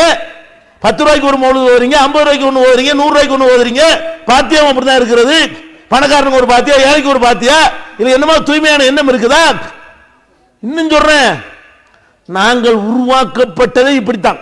எதனால இந்த அசர்த்துமார்கள் திருந்த மாட்டேன் என்கிறார்கள் என்றால், மதரசாவில் நாங்கள் ஓதுவோம்ல, அது சொன்னா உங்களுக்கு புரியும். நாங்கெல்லாம் ஓதுற காலத்தில் மதரசாவே நடத்துறது இதுக்கு தான். எதுக்கு? இந்த இறந்து போன ஆட்களை வச்சு எப்படி பொழப்பு நடத்துறது, அதுக்காக தான் மதரசாவே நடத்துறாங்க எல்லா ஊர்களையும். அந்த மாதிரி மதரசாக்கெல்லாம் நாங்கள் ஓதுறோம். நாங்கள் கூத்தாநல்லூர்ல ஓதுறோம். எல்லா ஊர்லயும் இப்படித்தான். நான் ஓதுன ஊர்ல நடந்த சம்பவத்தை உங்களுக்கு சொல்றேன். கூத்தாநல்லூர் ஊர்ல நாங்கெல்லாம் ஓதுனோம். ஓதும் போது அந்த ஊர்ல ஒரு வழக்கம் என்னன்னு கேட்டா, யாராவது இறந்துட்டாங்கன்னா சங்கு ஊதுவாங்க. ஊர் ஜமாத்துல பெரிய பள்ளி வாசல்ல சங்கு வச்சிருப்பாங்க. ஒரு இறந்துட்டாருன்னு சொன்னா சங்கு சத்தம் கேட்ட உடனே யாரோ ஒரு பாய் முஸ்லீம் இறந்துட்டாரு, ஒரு முஸ்லீம் இறந்துட்டாருங்கிற அடையாளமா சங்கு ஊதுவாங்க. உடனே பள்ளிவாசலுக்கு போய் பார்ப்பாங்க, போர்டில் எழுதி போட்டிருக்கும், இன்னாரு இத்தனை மூத்தாயிட்டாரு, இத்தனை மணிக்கு நல்லடக்கம் செய்யப்படுதுன்னு போர்டில் எழுதி போட்டிருப்பாங்க. நாங்கள் மதரசாவில் பாடத்தில் உட்காந்துருப்போம். உட்காந்துருக்கோம், அஜர்த்து பாடம் நடத்திட்டு இருப்பாரு. நாங்கள் மாணவர்களாக உட்காந்துருப்போமா, சங்கு சத்தம் கேட்டுரும். அல்ஹம்துலில்லாஹ் அஜர்த்துக்கு முன்னாடி வச்சுக்கிட்டு எப்ப சொல்லுவோம், இந்த அல்ஹம்துலில்லாஹ் எப்ப சொல்லுவோம்? அஜர்த்துக்கு இன்னா லில்லாஹி வ இன்னா இலைஹி ராஜிஊன் சொல்ல வேண்டிய நாங்க ஒரு துன்பமான ஒரு மூமின் மௌத்தா போயிருக்கிறான், அதுக்காக நாங்கள் கவலைப்படணும், ஒரு துன்பத்தை கவலையை வெளிப்படுத்தணும். இன்னா லில்லாஹ் அல்லாஹ் அப்படி சொல்லி காட்டுறான். இது அஸாபத்துஹும் முஸீபத்தும் காலு இன்னா லில்லாஹி வ இன்னா இலைஹி ராஜிஊன். ஒரு முசீபத்து ஏற்படுமையானால் இன்னா லில்லாஹி வ இன்னா இலைஹி ராஜிஊன் சொல்லுங்க அப்படின்னு அல்லாஹ்வே குர்ஆன்ல ஆர்டர் பண்றான். அதை சொல்றதுக்கு பதிலா நாங்க என்ன சொல்லுவோம்? அல்ஹம்துலில்லாஹ். அசல்த்து கண்டிப்பா இருங்கறீங்களா? அவர் என்ன சொல்றாரு? மறைக்கான் நல்ல வேட்டேன் பாரு. ஆமாங்க, சிரிக்கிறது நெசமா அல்லாஹ் மேல ஆணையிட்டு சொல்றேன். இதே வாசகத்தை அவர் சொன்னார். எங்க உஸ்தாத்மார்கள் சொல்லுவாங்க, எப்படி மறைக்கான் என்ன நல்ல வேட்டை, செத்தான்னா அன்னைக்கு அன்னையில இருந்து ஆரம்பிச்சிரு வருமானம். ஒரு 6 மாசம் ஓடும். 3வது நாள், 7வது நாள், 40வது நாள், 30வது நாள், 15வது நாள், அப்படியே பறக்கத்தா. ஒரு வீட்டில் ஒருத்தன் செத்தான்னு வைங்களேன், அந்த ஒரு வீட்டில இருந்து எங்களுக்கு ஒரு 1000 ரூபாய் கிடைச்சிடும் ஒவ்வொரு மாணவருக்கும். அத்தனை பாத்தியாக்கள், அத்தனை சடங்குகள் இருக்குது. இதுக்கெல்லாம் நன்மை கிடைக்கும் நினைக்கிறீங்களா? இது தொழில்னு உங்களுக்கு கண்ணுக்கு தெரியல, இதெல்லாம் வியாபாரம்னு உங்களுக்கு தெரியுது. மார்க்கம்னு தெரியுதா, வியாபாரம்னு தெரியுதா? ஏன் தெரிஞ்சுக்கிட்டே போய் பள்ளத்தில் குழியில விழுகுறீங்க? விளக்க பிடிச்சிக்கிட்டு கிணத்துல விழுகிற மாதிரி தானே இருக்குது. இதான் நாங்க கேட்கிறோம். ஆக பழைய மார்க்கத்தை நாங்க சொல்றோம், இதுதான் புதிய மார்க்கம். இறந்து போனவருக்கு செய்யற கத்தம் பாத்தியா? எதுக்கு பாத்தியா? தொப்பி தூக்கி தலையில வச்சா ஒரு பாத்தியா, பந்த கால நாள் பாத்தியா, எதுக்கெல்லாம் பாத்தியான்னு பாத்திருக்கீங்களா இல்லையா? நம்ம நாட்டில் சட்டியை தூக்கி சோறாக்குறதுக்கு அடுப்புல வச்சாங்கன்னு கல்யாணத்துல, அதுலயே அச்சரித்து வந்து நம்மளுக்கு இதுல பங்கு பாத்தியா பாரு. மாப்பிள்ளை தலையில தொப்பி தூக்கி வச்சா பாத்தியா, பாத்திருக்கீங்களா இல்லையா? படியை விட்டு மாப்பிள்ளை இறங்குற அல்பாத்தியாம் பாரு. அப்படி பள்ளிவாசல் வரைக்கும் ஊருல அல்பாத்தியாம் பாரு. அப்ப அப்படி தர்கா ஒன்று ஒரு அல்பாத்தியாம் பாரு. பொண்ணு வீட்டு வாசல் அல்பாத்தியாம் பாரு. அப்புறம் மாப்பிள்ளை அல்பாத்தியாம் பாரு. இப்படி ஒரு மாப்பிள்ளை எடுத்துக்கிட்டா அது ஒரு 50 பாத்தியா, ஒரு பணத்தை தூக்கிட்டு போனா அதுல ஒரு 25 பாத்தியா, வீட்டு வாசல் ஒரு பாத்தியா ஓதுவாரு, பள்ளி வாசல் வாசல் வச்சு பாத்தியா, ஜனாசாத்துல முடிச்சு ஒரு பாத்தியா, கபர்ஸ்தான் வாசல் நின்று ஒரு பாத்தியா, உள்ள கொண்டு வச்சு ஒரு பாத்தியா, குழிக்குள்ள தள்ளி ஒரு பாத்தியா, குழியில மூடி விட்டு ஒரு பாத்தியா, வாசல்ல நின்று ஒரு பாத்தியா, அப்புறம் இறந்து போனவங்க வீட்டுல வந்து அந்த வீட்டு வாசல்ல வந்து நின்றுக்கிட்டு அங்க ஒரு ஆள் பாத்தியா. இப்படி வந்து எதுக்கு எடுத்தாலும் ஆள் பாத்தியா ஆள் பாத்தியாங்கிறீங்க. இது போ குறிப்பிட்ட நாட்கள்ல பூரியான் பாத்தியா, என்ன பூரியான் பாத்தியா, ஒரு குறிப்பிட்ட நாள்ல வந்து பூரியான சுட்டு வானம் பார்க்காம கீரை பாயாசம்லாம் செஞ்சு அதை செஞ்ச பெரிய பணக்காரன போயிடலாம். பூரியான் பாத்தியா அவன் நினைஞ்சிடலாம். ஏதோ விறகு வெட்டி ஒருத்தன் தான் அவன் இந்த மாதிரி பூரியான் பாத்தியா ஓதுனா அவன் பணக்காரன். எந்த எந்த ஊர்ல உள்ள விறகு வெட்டி, அவன் யாரும் பேர் என்ன, அவன் கிபி எத்தனைல உள்ள அதெல்லாம் கிடையாது. ஒரு விறகு வெட்டி இவ்வளவு போதுமா இருக்கு நமக்கு. அறிவுபூர்வமான மார்க்கத்துல அவன் எவன்டா அந்த விறகு வெட்டி, எந்த ஊர்ல உள்ள வேண்டாவன், அவன் எப்படா பிறந்தான், அதை அப்படி கேட்கணுமா இல்லையா? ஒரு விறகு வெட்டி இருந்தான். இந்த சின்ன பிள்ளைகளுக்கு கதை சொல்றோம்ல, அந்த மாதிரி எவனை விட்டு அடிச்சிருக்கிறான். அதை நம்பிக்கிட்டு நம்ம என்ன பண்றோம்? விறகு வெட்டி கிஸ்ஸாவை படிச்சுக்கிட்டு பூரியாம் பாத்தியான்னு ஓதிக்கிட்டு இருக்கிறோம். மூசா நபி பாத்தியான்னு ஓதுவாங்க. தஞ்சாவூர் ஜில்லாவில் பாம்பு பள்ளி வீட்டுக்குள்ள வந்துருச்சுன்னா அதை விரட்டுறதுக்கு மூசா நபி பாத்தியா. நான் கேட்கிறேன், இதெல்லாம் எங்க இருந்து கத்துக்கிட்டீங்க? இப்படி ரசூல் ஸல்லல்லாஹு அலைஹி வஸல்லம் இதாச்சும் பரவாயில்லைங்க, அக்கிரமத்துக்கு போய் பாத்தியாங்கிறாங்க. பாத்தியலா, வரதட்சணை வாங்குற இடத்துல உட்கார்ந்து அஜர்த்து பொண்ணு வீட்டுல கசக்கி வரதட்சணை வாங்குறான். அவன் கஷ்டப்பட்டு பிச்சை எடுத்து நொந்து போய் நூலாய் போய் கொடுக்குறான். எல்லாரும் உட்காந்துக்கிட்டு அந்த வரதட்சணை வாங்கி கொடுக்குற ஃபங்க்ஷன்ல உட்காந்துக்கிட்டு முத்தவள்ளி கையில் எடுப்பாரு. அவரத்தோட செயலாளரத்தோட பொருளாளரத்தோட 50 பேர் அந்த அக்கிரமத்தில் எங்களுக்கு பங்கு இருக்குன்னு சொல்லி அந்த ரூபாயை வாங்கி யார்ட்ட கொடுப்பாங்க? மாப்பிள்ளை வீட்டில் கொடுப்பாங்களா? அஜர்த் அல்பாத்தியாம்பாரு. இந்த அக்கிரமத்தை பாத்தியாங்கிறார்கள் இருக்கு. அது பாத்தியா என்ன அர்த்தம்? இந்த அக்கிரமத்தை பாத்தியா, இந்த அநியாயத்தை பாத்தியான்னு கேட்கிற மாதிரி இருக்கு. என்ன நாள் பாத்தியா, இது நாள் பாத்தியா?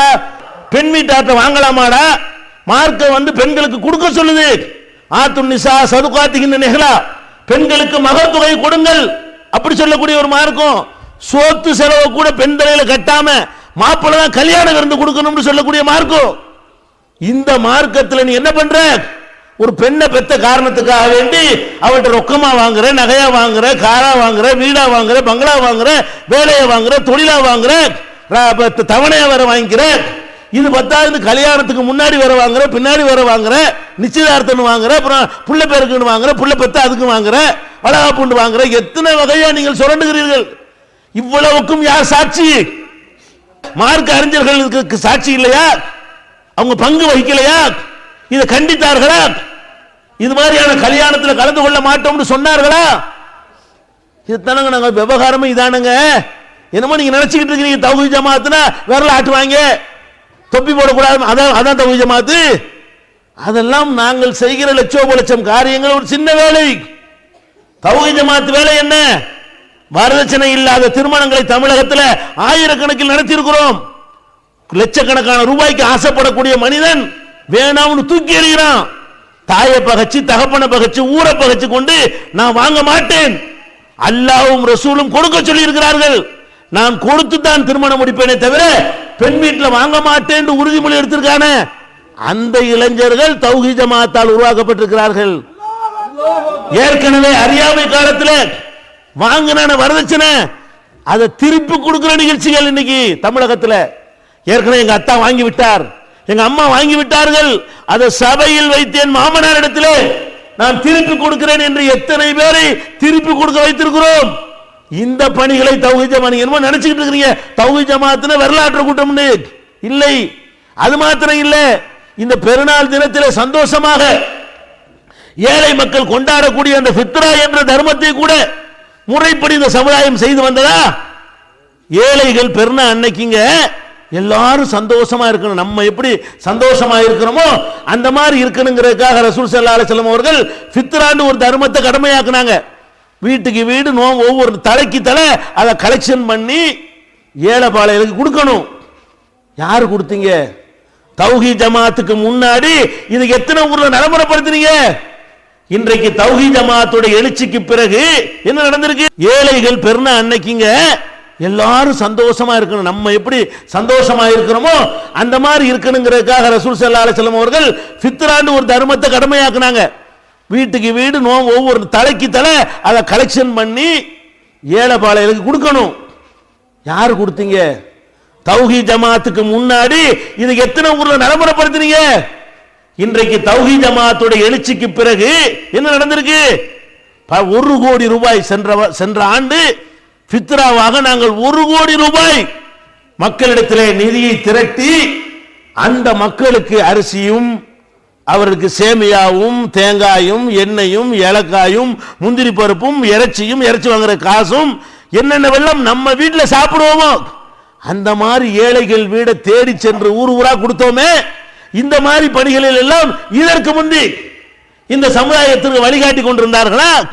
எத்தனை ஊர்களில் ஒரு மருத்துவ சேவைக்கா மருத்துவ உதவி கூட கிடைக்காமல் வட்டிக்கு கடன் வாங்கி கொண்டு பொண்டாட்டிய ஆஸ்பத்திரியில் சேர்க்கிறான், வட்டிக்கு கடன் வாங்கி தகப்பன ஆபரேஷனுக்காக வேண்டி கொண்டு போறான். இதை மீட்டெடுப்பதற்கு ஜமாத்துகள் ஏதாவது ஏற்பாடு இருக்குதா? எத்தனை வருஷமா முஸ்லிம் ஜமாத்துகளா இருக்கிறீர்கள்? ஜமாத்தில் இருந்து இந்த சமுதாயத்திற்கு வட்டி இல்லாத கடனாக கொடுக்கலாம் அல்லது இலவசமாக கொடுக்கலாம். உங்க ஊர்ல உள்ள ஒரு ஏழைபாளையுடைய மருத்துவ உதவியை உங்கள் ஜமாத்து ஏற்றுக்கொள்ளுமா? ஏற்றுக்கொண்டிருக்கிறதா? ஏழைகளுடைய பிரசவ செலவை ஜமாத்து பொறுப்பேற்குமா? இதெல்லாம் இல்லாட்டி எதுக்கு ஜமாத்து? ஜமாத்து எதுக்குங்கிறேன்? கரண்ட் பில் கட்டுறதுக்கும் அல்ல பள்ளிவாசல் கூட்டி பெருக்கிற ஜமாத்தா? நபிகள் நாயகம் ஸல்லல்லாஹு அலைஹி வஸல்லம் அவர்கள் எப்படி சமுதாயத்தினுடைய அத்தனை காரியங்களுக்கும் பொறுப்பேற்று செய்தார்களோ அதுவும் இந்த கம்பமாரி ஊர்களில் அல்லாஹ் பரக்கத்தை வாரி வாரி தந்திருக்கிறானே, நிறைய தந்திருக்கிறான். இந்த ஊர்ல முஸ்லிம் சமுதாயத்திற்கு வளமான செல்வத்தை தந்திருக்கிறான். நீங்கள் மனது வைத்தால் இங்கே உள்ள ஒவ்வொரு ஏழையுடைய காரியத்தையும் உங்கள் தலையில சுமக்க முடியும், கூட்டாக சுமக்க முடியும். நாங்கள் ஏழை பாலகளை கொண்ட எங்க ஜமாத்துல தமிழகத்தில் இதுவரைக்கும் 40 ஊர்கிட்ட வட்டி இல்லா வங்கி நடத்தி கொண்டிருக்கிறோம். ஏழைகளுக்கு இலவச வட்டி இல்லாத முறையில் கடன் கொடுப்பதற்காக வேண்டி பைத்துல் மாலை உருவாக்கி வட்டி இல்லாத முறையில் கடன் கிடைக்க ஏற்பாடு செய்கிறோம். இன்ஷா அல்லாஹ் கம்பத்திலும் அது வரும். இப்ப ஆரம்பிச்சிருக்கிறோம். இன்ஷா அல்லாஹ் இங்கே வரும். அப்ப இந்த மாதிரியான வேலைகளை எல்லாம் ஜமாத்துகள் செய்யவில்லை, நாங்கள் செய்திருக்கிறோம். இதுதான் தௌஹீத் ஜமாத். ஒரு காலத்தில் நடிகர்களுக்கு ரசிகர் மன்றம் வைத்தார்கள். இன்னைக்கு அந்த இளைஞர்கள் அப்படி வச்சிருக்கிறாங்களா? எங்க தௌஹீத் ஜமாத் ஆழமாக வேரூண்டி இருக்கிறதோ அங்க எல்லாம் அரசியல்வாதிகளுக்கு பின்னால் போன நம்முடைய சமுதாய மக்களும் நடிகர்களுக்கு பின்னால் ரசிகர் மன்றம் வைத்து உடல் மண்ணுக்கு உயிர் ரஜினிக்கு என்று போஸ்டர் ஒட்டியவர்கள், தன்னுடைய பெயருக்கு முன்னால் ரஜினி இப்ராஹிம், ரஜினி முஸ்தபா, ரஜினி மூசா என்று போட்டுக் கொண்டிருந்தவர்கள் எல்லாம் அதை தூக்கி எறிந்து விட்டு இந்த இளம் வயதிலேயே பள்ளிவாசலுக்கு வந்து தொழக்கூடிய மக்களாக மாறி இருக்கிறார்களே, அது தௌஹீத் ஜமாத் செய்யலையா? மார்க்க பயான் என்று சொன்னாலேயே ரெண்டு காதையும் பொத்திக்கிட்டு சமுதாயம் ஓடிக்கொண்டிருந்தா இல்லையா? ஒரு காலம் இருந்தது, பயான் பண்ணுவார்கள் அஜர்த்துமார்கள், முன்னாடியே சேர் தான் இருக்கும், ஆளே இருக்க மாட்டாங்க. பார்த்திருக்கீங்களா இல்லையா? இன்றைக்கு மார்க்கத்தை கேட்பதற்காக வண்டி பிடிச்சுக்கிட்டு வர்ற அளவுக்கு மக்களுக்கு மார்க்கத்தை கற்கிற ஆர்வம் உண்டாயிருக்கிறது. இது தௌஹீத் ஜமாத் எழுச்சி இல்லையா? நீங்கள் மீலாது விழா என்று நடத்தி மக்கள் எல்லாம் கூட்டுவீர்கள், வண்டி கொடுப்பீங்க, கார் கொடுப்பீங்க, வாகனம் கொடுப்பீங்க, காசு கொடுப்பீங்க, மக்கள் வராது. சொந்த உழைப்புல சொந்த காசை போட்டு அக்கம் பக்கத்து ஊர்களில் இருந்தெல்லாம் மார்க்கத்தை அறிந்து கொள்வதற்காக ரசூல் ஸல்லல்லாஹு அலைஹி வஸல்லம் காலத்தில் ஓடுவாங்களே, ஒரு மசாயிலை தெரிந்து கொள்வதற்காக மக்காவிலிருந்து மதீனாவுக்கு போவார்களே, அந்த மாதிரியான மார்க்கத்தை கற்றுக்கொள்ளக்கூடிய எழுச்சி இந்த ஜமாத்தினால் உண்டாயிருக்கிறது. அப்ப நாங்கள் எல்லாத்தையும் கவனிக்கிறோம். இந்த சமுதாயத்தை நபிகள் நாயகம் ஸல்லல்லாஹு அலைஹி வஸல்லம் எப்படியெல்லாம் மேம்படுத்தினார்களோ மார்க்க அடிப்படையில் மேம்படுத்தினார்கள், உலக விஷயத்திலும் தரம் உயர்த்தினார்கள். அந்த வேலையெல்லாம் செய்யக்கூடிய ஜமாத்து தான் தௌஹீத் ஜமாத் என்பதை நீங்கள் மனதிலே பதிய வைத்துக் கொள்ள வேண்டும். அந்த அடிப்படையில் கேட்கிறேன், இந்த வரதட்சணையில போய் அஜர்தால் பாத்தியா ஓதுறாரு, இது நியாயமா? இந்த ஜமாத்துகள் எல்லாம் என்ன செய்கிறார்கள்? இதுக்கெல்லாம் நல்லா கேள்வி கேட்க மாட்டானா? சில ஜமாத்துகள் இருக்கிறார்கள் வரதட்சணையில் பங்கு வாங்கக்கூடிய ஜமாத். சில ஊர்கள்லங்க நீ 1 லட்சம் ரூபாய் வாங்கிட்டு போ, 10,000 ரூபாய் பள்ளியாசல் கொடுத்துரு. இப்படி நீ 10,000 ரூபாய் வாங்கினே 1000 ரூபாய் பள்ளியாசல் கொடுத்துரு. இந்த பாவத்தை எங்க போய் கழுவ போறீங்க? இதுக்கு என்ன மாதிரியான ஒரு தண்டனை உங்களுக்கு காத்திருக்கிறது? சிந்தித்து பார்க்க மாட்டீர்களா? அப்ப இந்த பெண்களை கசக்கி இந்த 40 வயசு கன்னிகள் இந்த சமுதாயத்தில் இருக்காங்களா இல்லையா? வேற சமுதாயம் உண்டா? வேற சமுதாயத்திலும் வரதட்சணை இருக்குதுங்க, ரொம்ப கம்மி. 5,000 ரூபாய் கேட்பாங்க, 10,000 ரூபாய் கேட்பாங்க. இங்க என்ன கம்பத்தில் எவ்வளவுங்க? எவ்வளவு தொகை? 50,000. பார்த்தீங்களா? கம்பத்தில் 50,000 ரொக்கமா, அதுக்கு மேல நகை நட்டு சாப்பாடு ஒரு வரியை பண்ணி 2 ரூபாய் கடந்துருவாங்க, நடுத்தரமான ஏழை குடும்பமா இருந்தா. அப்ப இவ்வளவு பெரிய நிலைக்கு நீங்க தள்ளுனீர்களே, ஆனால் ஏழை குமர்களுடைய கதி என்ன? அதை பத்தி எவன் சிந்திக்கிற சொல்லு? ஒரு முஸ்லிம் பொம்பளை 25 வயசு வரைக்கும் வாழ்க்கை கிடைக்கல என்று எவனோடையாவது ஓடி போயிட்டான்னு சொன்னா அப்படி ரத்தம் கொதிக்குது உனக்கு? நீ காரணம் இல்லையா அதுக்கு? நீ அவளுக்கு வரதட்சணை இல்லாம கல்யாணம் பண்ணி அவ ஏன் ஓடுறா? ஓடுறதுல மட்டும் உனக்கு கோவம் வருது, ரோஷம் வருது. அது தள்ளுனது யாரு? நீங்க எல்லாம் இல்லையா? வரதட்சணைக்கு ஆதரவா இருக்கிற ஜமாத்துகள் இல்லையா? உலமாக்கள் இல்லையா? வாங்குறவர்கள் இல்லையா? ஒட்டுமொத்த சமுதாயம் இல்லையா? அப்ப இதையெல்லாம் ஒழிக்கிறதுக்கு என்ன செஞ்சீங்க? நாங்க செஞ்சிருக்கிறோம், அடி வாங்கியிருக்கோம், வரதட்சணை ஒழிப்பதற்காக வேண்டி ரத்தம் சிந்தி இருக்கிறோம். அல்லாஹ்வுடைய அருளால் பெருமளவுக்கு ஒழித்து கட்டி இருக்கிறோம். வாங்க மாட்டோம் என்று சொல்லக்கூடிய இளைஞர்களை உருவாக்கி இருக்கிறோம். அப்ப இந்த ஜமாத்துடைய செயல்பாடுகளை நீங்க தெளிவா புரிந்து கொள்ள வேண்டும். நாங்கள் மார்க்கத்தில் புதுசா உண்டாக்கவில்லை. நபிகள் நாயகம் ஸல்லல்லாஹு அலைஹி வஸல்லம் காலத்தில் எப்படி எல்லா திருமணம் உள்பட ஆடம்பர திருமணத்துக்கும் நாங்கள் கலந்து கொள்ள மாட்டோம். இன்னைக்கு பார்க்குறோம், கல்யாணத்தில் கச்சேரி வைக்கிறான், ஊர் பூரா சீரியல் லைட்டு போடுறான், அலங்கார வளைவுகள் வைக்கிறான், தோரணங்களை கட்டுறான், இது போக ஊரை வளைச்சு விருந்துன்னு போடுறான், மேலதாளி என்னென்னமோ பண்றான். மண்டபத்துக்கு 25,000 ரூபாய் வாடகை கொடுத்து பிரம்மாண்டமான மண்டபத்தை பிடிக்கிறான். எங்கள் தௌஹீத் ஜமாத்தினுடைய பிரச்சாரர்கள் யாராவது, தௌஹீத் ஜமாத் நிர்வாகிகள் யாராவது இது மாதிரியான கல்யாணங்கள் நான் கலந்து கொள்வோமா? கலந்து கொள்ள மாட்டோம். எங்களுடைய வாழ்க்கையிலே பணக்காரர்கள் நடத்துகிற ஆடம்பரமான எந்த திருமணத்தையும் நாங்கள் புறக்கணிக்கிறோம். இந்த ஆடம்பரம் தான் வரதட்சணைக்கு அஸ்திவாரம். இந்த ஆடம்பரம் பெரிய அளவில் நீங்க செலவு செய்றீங்களே, அதுக்கு தான் பெண் வீட்டை கசக்கி பிழைக்கிறீங்க. எங்களுடைய திருமணங்கள் நீங்கள் பார்த்தீர்களே, ஆனால் மண்டபத்தில் கல்யாணம் நடத்தினா கூட நாங்கள் போக மாட்டோம். ஏன்? எதுக்கு மண்டபம்? வீட்டில் வச்சு நடத்த வேண்டியான? ரசூல் ஸல்லல்லாஹு அலைஹி வஸல்லம் காலத்தில் எப்படி கல்யாணம் நடந்துச்சு? அப்துர் ரஹ்மான் இப்னு அவுஃப்ங்கிற பணக்கார சஹாபி, வசதி உள்ள ஒருத்தருங்க. அவர் சொர்க்கவாசிகள் என்று நற்செய்தி சொல்லப்பட்ட 10 பேர்ல அவர் ஒரு ஆள். ரசூல் ஸல்லல்லாஹு அலைஹி வஸல்லம் அவங்க இந்த உலகத்தில் இருக்கும் போதே 10 பேரை சொர்க்கவாசின்னு சொன்னாங்க. அதுல இவர் ஒரு ஆள். யாரு? அப்துர் ரஹ்மான் இப்னு அவுஃப் ஒரு ஆள். அவர் கல்யாணம் பண்ணி இருக்கிறாரு. நறுமணத்தை பார்த்துட்டு கேட்கிறாங்க, என்னத்துக்கு நறுமணம் பூசி இருக்கிறார்? நேத்து கல்யாணம் ஆச்சுங்கிறாங்க. அப்ப கல்யாணம் என்பது புரோகிதர் இல்லாம, அஜர்த்துக்கு வேலை இல்லாம, 2 குடும்பத்தார் மாத்திரம் எப்படி காதும் வச்ச மாதிரி அந்த கல்யாணத்தை செஞ்சிருக்கிறாங்க. நீங்க எதுக்கு ஊரை வளைச்சு கல்யாணம் பண்றீங்க? அதே மாதிரி ஏழைகளை தூண்டுறீங்க. நீ பணக்கார திமுறல செஞ்சு வச்சுட்டேன்னா நடுத்தர வர்க்கத்துக்கான கடன் வாங்கி அதை செய்யறானா இல்லையா? ஏழை பிச்சை எடுத்தா செய்யறானா இல்லையா? ஆடம்பரத்தை காட்டினால் ஓ கல்யாணம் இப்படித்தான் பண்ணணும் போல இருக்குன்னு சொல்லி ஏழை எதுக்கு ஆசைப்படுறான்? ஒழிக்கணுமா இல்லையா? அப்துர் ரஹ்மான் அவரோட நீங்க பெரிய பணக்கார ஆட்களா? அல்லாஹ்வுடைய ரசூலுக்கு நீங்க நெருக்கமான ஆட்களா? அப்ப நபிகள் நாயகம் ஸல்லல்லாஹு அலைஹி வஸல்லம் காலத்தில் நடந்த மாதிரி ஏன் 2 குடும்பத்தார் மாத்திரம் திருமணத்தை நடத்த முடியல? 50 ரூபாயில ஏன் திருமணம் நடத்தக்கூடாது? 500 ரூபாயில ஏன் திருமணம் நடத்தக்கூடாது? சிந்தித்து பாருங்கள். அப்ப திருமணத்தில் இதே மாதிரியான சடங்குகளை பண்ணுகிறீர்கள். அதை நாங்கள் சொல்கிறோம், நபிகள் நாயகம் காலத்தை நோக்கி திரும்புங்கள். உங்களை கூப்பிடுற வேற ஒண்ணுக்கு நான் கூப்பிடல. நபிகள் நாயகத்துடைய 200 வருஷத்துக்கு வந்துட்டீங்கல்ல, இன்னொரு ஒரு 1200 வருஷம் ஸ்டெப் எடுத்து வைங்க, அங்க போயிருவாங்க. அல்லாஹ்வுடைய ரசூல் உருவாக்கின சமுதாயத்தை போல நம்மளும் மாறிடுவோம். இதைத்தான் கேட்கிறோம். சுன்னத்து பண்றீங்க. என்ன சுன்னத்து? சுன்னத்து கல்யாணத்துக்கு பேரு. சுன்னத்து கல்யாணம் யார் சொன்ன கல்யாணம்? இது பேர் கல்யாணமா? இவங்களா ஒரு எதுக்கு அந்த வார்த்தையை சேர்த்தது எதுக்கு தெரியுமா? விழா கொண்டாடுறதுக்கு. சுன்னத்து கல்யாணம் வச்சுக்கிட்டு அந்த பையனுக்கு புது ட்ரெஸ் எல்லாம் போட்டு அவனுக்கு நகை நட்டுலாம் போட்டு அவனத்தை குறியில ஏற்றி வச்சு மாப்பிள்ளை மாதிரி ஆத்துறாங்க. அங்கெல்லாம் நின்று போச்சா? இருக்கு, நின்றுச்சு. சொன்ன ஆரம்பிச்சிருவாங்க. சரி, அவனத்துக்கு மாப்பிள்ளை மாதிரி ஏற்றி ஊரோட விட்டு கடைசியில் உருந்து போட்டு பத்திரிக்கை அடிச்சு ஊர் ஜமாத்து முக்கியஸ்தெல்லாம் வந்து உட்கார்ந்து அது அறுக்கும்போது அசர்த்தால் பாத்தியா மாதிரி அப்போ அறுபடு மேல இருக்கு. அங்க உட்காந்து அதுல ஒரு ஆள் பாத்தியா. இது என்னப்பா இது? நான் கேட்கிறேன், இது என்ன மார்க்கம்? சுன்னத்துக்கு இப்படி ஒண்ணு இருக்கா மார்க்கத்துல?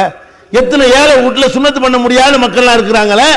இந்த தௌஹீத் ஜமாஅத்தின் மூலமாக நாங்கள் எத்தனை ஊர்கள்ல ஏழைகளுக்கு சுன்னத்து பண்ணி வைக்கிறோம். ஏன் நீங்க இப்படி ஆக்கிவிட்டீங்க? சுன்னத்துனால செலவுன்னு ஆக்கிவிட்டீங்க. ஏழை பாலையில் சுன்னத்து பண்ண முடியல. சுன்னத்துக்கும் புது ட்ரெஸ்ஸுக்கு என்ன சம்பந்தம்? சுன்னத்துக்கு நகை போடுறதுக்கு என்ன சம்பந்தம்? சுன்னத்துக்கு அஜர்த்தை கூப்பிடுங்க. அஜர்த்தை அறுப்பாரா இருந்தா கூட்டிட்டு வாங்க. அறுக்கிறதுக்கு தான் நாவிதர் இருக்கா, உஸ்தா இருக்காருல்ல, அது டாக்டர் இருக்காருல்ல, இவரு வர்றாரு இந்த இடத்துல, எல்லாத்துலயும் நுழைஞ்சுக்கணுமா? அப்ப அஜர்த்தை கூட்டி கொண்டாந்துக்கிட்டு அதுக்கு விருந்து வச்சு பண்ணீங்கன்னா ஏழை பாலையில பாதிக்குமா பாதிக்காதா?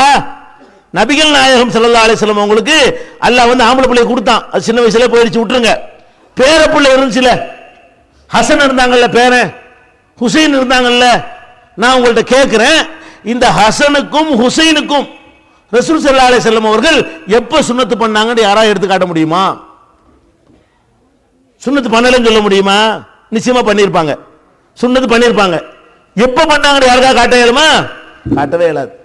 ரசூல் ஸல்லல்லாஹு அலைஹி வஸல்லம் வாழ்க்கையில அவங்க சிரிச்சது, பேசினது, உட்கார்ந்தது, நிமிர்ந்தது, நடந்தது, நரமுடி எத்தனை, இதெல்லாம் கூட சொல்லப்பட்டிருக்குது. எது சொல்லப்படல? பேர பிள்ளைக்கு ரபியுல் அவ்வல் மாசம் ஹிஜ்ரி 4வது வருஷம் சுன்னத்து பண்ணாங்கன்னு இப்படி ஏதாவது இருக்குதானே? இல்லையே, யாருக்கும் சொல்லல, அதனால தெரியல. ரசூல் ஸல்லல்லாஹு அலைஹி வஸல்லம் அவர்கள் அவங்க பேர பிள்ளைக்கு எப்ப சுன்னத்து பண்ணாங்கன்னு ரெக்கார்டு இல்லைன்னா என்ன அர்த்தம்? அது விழாவாக நடத்தப்படவில்லை, அது ஊருக்கு சொல்லப்படவில்லை, அது ஒரு ஃபங்க்ஷனாக இருக்கவில்லை. காது வச்ச மாதிரி செஞ்சு கொண்டார்களே தவிர அது உலகத்துக்கு அறிவிக்கவில்லை. நீங்க அந்த மாதிரி இந்த சுன்னத்தை பண்ணக்கூடாது. அதுக்குள்ளே ஆடம்பரமா? பொம்பளை பிள்ளை வயசுக்கு வந்து அதுக்கு விழாங்க. பொம்பளை பிள்ளை வயசுக்கு வந்து அதுக்கு என்ன விழா? ஆம்பளைக்கு ஒன்று வச்சா பொம்பளைக்கு ஒன்று அதுக்கான உண்டாக்கிட்டானோ. இப்போ ஆம்பளைக்கு சுன்னத்து பண்ணிட்டோம், பொம்பளைகளுக்கு ஏதாவது பண்ணணுமே, வயசுக்கு வரும்போது விழா வச்சிருவோம். அது பூப்புனி நீராட்டு விழா, மஞ்சள் நீராட்டு விழா என்ன பேரை வச்சுக்கிட்டு அதுக்காக வேண்டி என்ன செய்யறது? அதுக்கு பத்திரிக்கை அடிச்சு, அதுக்கு உரையெல்லாம் அழைச்சி, அதுக்காக வேண்டி பெரிய செலவுலாம் பண்ணி, இது என்ன இது? இது மார்க்கத்தில் உண்டா? ரசூலுல்லாஹ்வுடைய வாழ்க்கை நடந்த ஒவ்வொரு அங்க அசைவுகளையும் பதிவு செய்த சஹாபாக்கள் இதை பதிவு செய்திருப்பார்கள். அப்படின்னா என்ன அர்த்தம்? அது ஒரு ஃபங்க்ஷனாக நடத்தப்படவில்லை, அது மக்களுக்கு சொல்லப்படவில்லை, அது விழாவாக ஆக்கப்படவில்லை, அது இயற்கையாக உள்ள ஒரு விஷயம். பெரிய சாதனை இல்லாத ஒன்று நடந்து போச்சு, எல்லாருக்கும் நடக்கக்கூடிய ஒரு விஷயம். இதை போய்கிட்டு ஒரு பெரிய அசிங்கப்படுத்துற மாதிரி அதுக்கு விழா நடத்தி அதை ஒரு பெரிய சுமையாக்கி அதை பார்த்துட்டு ஏழை பாளையலுக்கெல்லாம் கஷ்டத்தை உண்டாக்கி இதை கூட எப்படி செய்யுங்கன்னு சொல்றோம்? நபிகள் நாயகம் காலத்தில் இருந்த மாதிரி செய்யுங்கள், சுன்னத்தை நபிகள் நாயகம் மாதிரி செய்யுங்கள். பேர் வைக்கிறீங்க, பேர் வைக்கிறதுக்கு என்ன பேர சொல்லி கூப்பிட வேண்டியான? இதுக்கே அஜர்த்து, இதுக்கே ஜமாத்து, இதுக்கே முத்தவள்ளி, இதுக்கே பத்திரிக்கை, இதுக்கே விருந்து, இதுக்கே ஃபங்க்ஷன். நாங்கள் பேர் வச்சுருந்தோம் ஒரு காலத்தில். அப்போ என்ன ஒரு வீட்டுக்கு பேர் வைக்க போயிருந்தோம். இதெல்லாம் நாங்கள் பண்ணாத காரியமா? அல்லாவுக்கு போய் திருந்திக்கிட்டோம். இப்போ ஒரு பையனை கொண்டாந்து மடியில் உட்கார வச்சாங்க. உட்கார வச்சு பேர் சொல்ல கூட எஞ்சி ஓடி போயிட்டான். ஓடி போயிட்டானா எத்தனை வயசுன்னு பாருங்க. பேர் வைக்கிற குழந்தை ஓடுமா? 5 வயசு அவனுக்கு. 5 வயசு பேரை கொண்டாந்து மடியில் உட்கார வச்சு பேர் வைங்கிறாங்க. அவன் உட்காந்து ஒரே ஓட்டம் ஓடி போயிட்டான். ஏமான்னு கேட்டேன், இத்தனை வயசாச்சு அவன் பேர் வைக்கல, வசதி இல்லைங்கிறாங்க. பேர் வைக்கிறதுக்கு என்ன வசதி? அட பேர் வைக்கிற நீ ஒரு விழாவாக்குனதுனால அவன் என்ன பண்ணிட்டான்? அதுக்கு உள்ள வசதியை தேடுவதற்காக வேண்டி 5 வருஷம் பேர் வைக்காம இருந்திருக்கிறான். ஒரு சகோதரர் உங்களுக்கு தெரியும், மணின்னு ஒரு ஆள், அவன் டிஎம் மணி, ஒரு நிறைய இஸ்லாமிய பிரச்சாரம்லாம் பண்ணக்கூடிய ஒரு தலித் சமுதாயத்தை சேர்ந்த ஒருத்தர். அவரோட நாங்கள் பேசி கொண்டிருக்கும்போது சொன்னார், நிறைய பேர் இஸ்லாத்துக்கு அனுப்பியிருக்கிறீங்களே, நீங்கள் வந்துட வேண்டியதானே? வந்துடலாம், ரொம்ப காஸ்ட்லி மார்க்கமாக இருக்குது இஸ்லாம், பொம்பளை பிள்ளையெல்லாம் இருக்குது, அது கல்யாணம் பண்ணி கொடுத்துட்டு வர்றேங்கிறார். ஏன் இங்கே வந்து பண்ணி கொடுக்க வேண்டிய நம்ம மாதிரி பண்ண முடியாத, அவ்வளோக்கு நான் எங்கே போகிறதுங்கிறார். பார்த்தீங்களா? இஸ்லாத்தை நோக்கி வர விரும்புகிறவர்கள் கூட இங்கே போனோன்னு வைங்க, அங்கன்னா 10,000 ரூபாய் கல்யாணம் பண்ணிடுவோம். உங்கள்கிட்ட வந்து சேர்ந்தோன்னு வைங்க 5 லட்சத்துக்கு நான் எங்கே போகிறதுங்கிறாங்க. நாங்கள் அங்கே இருந்தோன்னு வைங்க சும்மா பேரை சொல்லி கூட்டு போயிடுவோம்.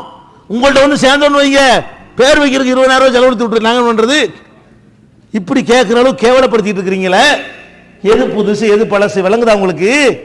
நாங்கள் புதிய மார்க்கம் எதையும் சொல்லவில்லை. நபிகள் நாயகம் ஸல்லல்லாஹு அலைஹி வஸல்லம் உருவாக்கின மார்க்கத்தில் இடைச்சர்கள் ஏற்பட்டு விட்டது. வருமானத்திற்காக சுயநலத்திற்காக சில புல்லுருவிகள் இந்த மார்க்கத்தை கெடுத்து விட்டார்கள், நாசமாக்கி விட்டார்கள். நபிகள் நாயகம் காலத்தில் இருந்த தூய்மையான நிலைமைக்கு வாருங்கள் என்று உங்களை கூப்பிடுகிறோமே தவிர நாங்கள் புதிதாக ஒன்றுமே சொல்லவில்லை. நாங்கள் சொன்ன அனைத்திற்கும் குர்ஆன் ஹதீஸ்ல ஆதாரத்தை எடுத்து வைக்கிறோம். நீங்கள் செய்கிற ஒவ்வொன்றுக்கும் குர்ஆன் ஹதீஸ்ல இந்த ஆதாரத்தை காட்டுங்கன்னு கேட்கிறோம். இதுல என்னங்க தப்பு இருக்கு? எங்களை விமர்சிக்கிறதுக்கு என்னங்க இருக்குது? இதுல குறை சொல்றதுக்கு என்ன இருக்கு? எங்களை தாக்குறதுக்கு, எங்களை திட்டுறதுக்கு, எங்களை ஏசுறதுக்கு இதுல என்ன மேட்ரு இருக்கிறது சிந்தி பாருங்க. இது ஒரு குற்றச்சாட்டு. ஃபர்ஸ்ட் குற்றச்சாட்டு என்ன? இவங்க புதுசு புதுசா சொல்றாங்க, நீங்க தான் புதுசு புதுசா செஞ்சிருக்கிறீங்க எல்லாம், நாங்க ஒண்ணுமே புதுசு புதுசா செய்யல. அடுத்து என்ன தெரியுமா? இவங்க ரசூலுல்லாவை திட்டுவாங்க. அஜத்துமார் பார்த்தாங்க, ஆகா வருமானத்தில் இவங்க கை வைக்கிறாங்க, இவங்களை வளர விடக்கூடாது, மக்கள்கிட்ட என்ன போட்டா சரியா வரும், ரசூலுல்லாஹ் பேர் எடுத்தா கோவம் வந்துரும்ல. இப்ப ரசூலுல்லாவை திட்டுறோன்னு சொல்லி நினைச்சா எங்களை வெறுப்பீங்களே இல்லையாங்க? அவங்க பார்த்தாங்க, ஏதோ சொன்னா ஒர்க் அவுட் ஆகும்னு சிந்திச்சு பார்த்து என்னத்தை கண்டுபிடிச்சிருக்கிறாங்க, இவங்க வந்து ரசூலுல்லாவை திட்டுவாங்க. ரசூலுல்லாவை திட்டுவாங்களா? ரசூலுல்லாவை திட்டு ஒரு முஸ்லீமா இருப்பானா? இருக்க முடியுமா? ரசூலுல்லாவை திட்டுவாங்கன்னா நாங்க 25 வருஷம் பேச்சில் எந்த பேச்சில் திட்டணும்? ரசூலுல்லாவை திட்டி எந்த கட்டுரை எழுதணும்? ரசூல் ஸல்லல்லாஹு திட்டி எந்த ஆர்டிகல் நீங்க பார்த்தீங்க? ஒண்ணுமே இல்லை, திட்டுவாங்க. எப்படா இவ்வளவு நேரம் நாங்க பேசுறோம், ரசூலுல்லாஹ் காலத்துக்கு திரும்புங்கன்னு உங்களை கூப்பிடுறோம். எந்த அளவுக்கு ரசூலுல்லாஹ் மதிக்கிறோம்? நீங்கள் ரசூலை விட்டு தூரமாகி விட்டீர்கள். எல்லாரும் ரசூல் ஸல்லல்லாஹு அலைஹி வஸல்லம் காலத்தில் இருந்துச்சு, அந்த காலத்துக்கு வாங்கன்னு உங்களை கூப்பிடுறோம். அப்படி ரசூல் ஸல்லல்லாஹு அலைஹி வஸல்லம் மதிக்கிறோம். ரசூல் ஸல்லல்லாஹு அலைஹி வஸல்லம் தொழுகையில் விரல் அசைத்தார்கள், நீ அடித்தாலும் நாங்க அசைக்குவோம், நீ சித்திரவதை பண்ணினாலும் அசைப்போம். ரசூலுல்லாஹ்வுடைய ஒரு சுன்னத்துக்காக நீ ஊரை விட்ட விளக்கினாலும் சரி என்று உறுதியா நிக்கிறோமே. நாங்க ரசூலுல்லாஹ் திட்டுறார்களா? காசு பணம் அவன் பேய அலைகிறானே, அல்லாஹ்வுடைய ரசூல் தடுத்தார்கள் என்பதற்காக வரதட்சணை வேணாம் நான் கொடுப்பேன்னு சொல்லி நிக்கிறோமே. அதுக்கு என்ன காரணம்? ரசூலுல்லாஹ் மேல உள்ள அன்பு காரணம். கத்தம் பாத்தியா இதெல்லாம் ஒழிக்கணுங்கிற அதுக்கு என்ன காரணம்? அல்லாஹ்வுடைய ரசூலுக்கு மேல நீங்க அதிக பிரசங்கித்தனம் பண்றீங்க, அவங்களோட நீங்க பெரிய அறிவாளியா என்று பெருமானார் ஸல்லல்லாஹு அலைஹி வஸல்லம் அவங்கள மதிக்கிறது காரணம்.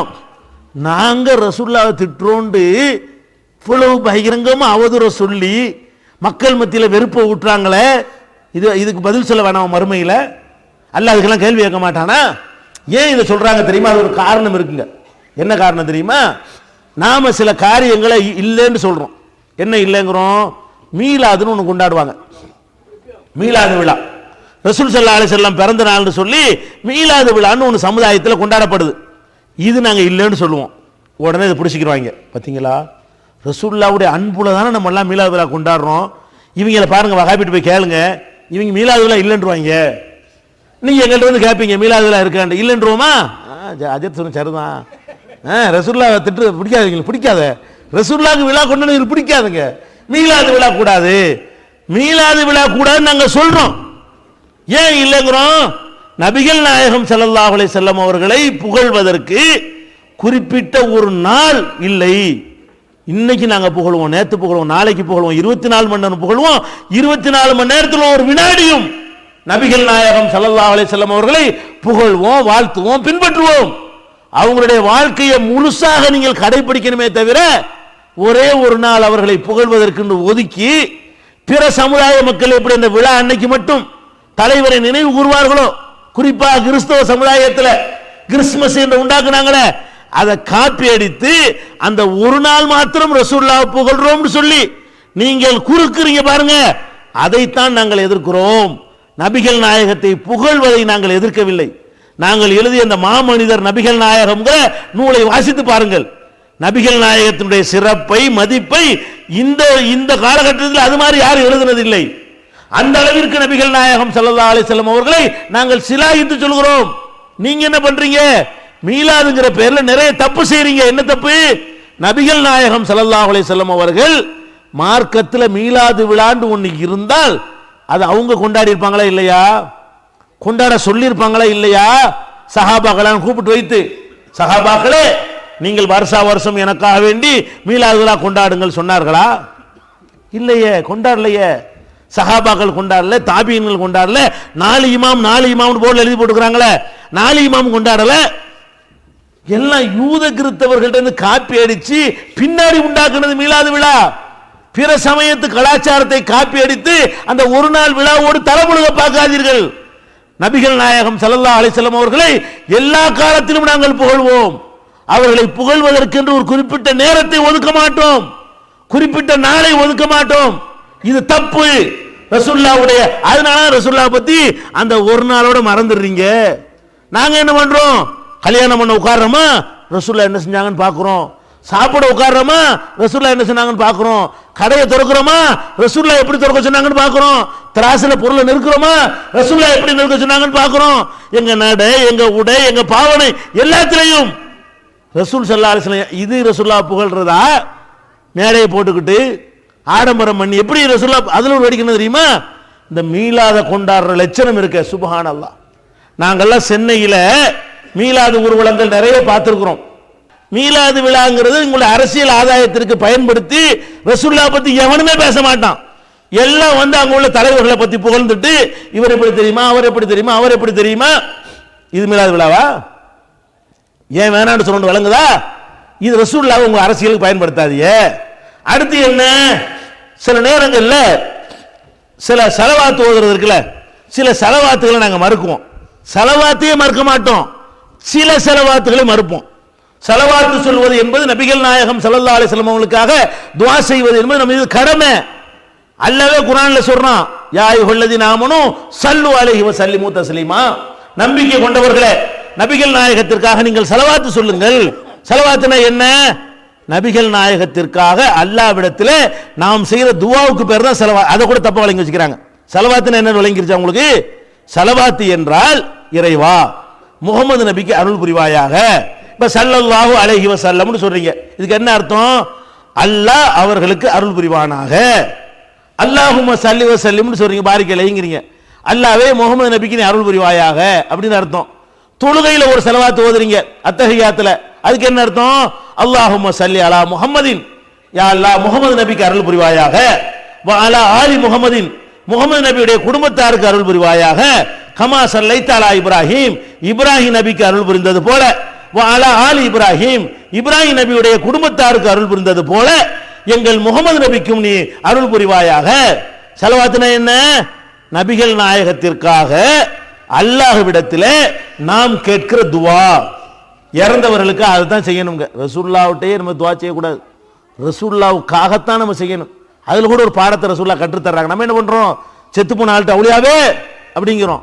ரசூலுல்லாஹ் என்ன சொல்லி தர்றாங்க? அதுனா என்ன? நபிகள் நாயகத்திற்காக அல்லாஹ்விடத்திலே நாம் கேட்கிற துஆ. இறந்தவர்களுக்கு அதுதான் செய்யணுங்க. ரசூலுல்லாஹ்விட்டே நம்ம துஆ செய்யக்கூடாது, ரசூலுல்லாஹ்வுக்காகத்தான் நம்ம செய்யணும். அதுல கூட ஒரு பாடத்தை ரசூலுல்லாஹ் கற்றுத் தர்றாங்க. நம்ம என்ன பண்றோம், செத்து போன ஆள்கிட்ட அவுலியாவே அப்படிங்கிறோம்.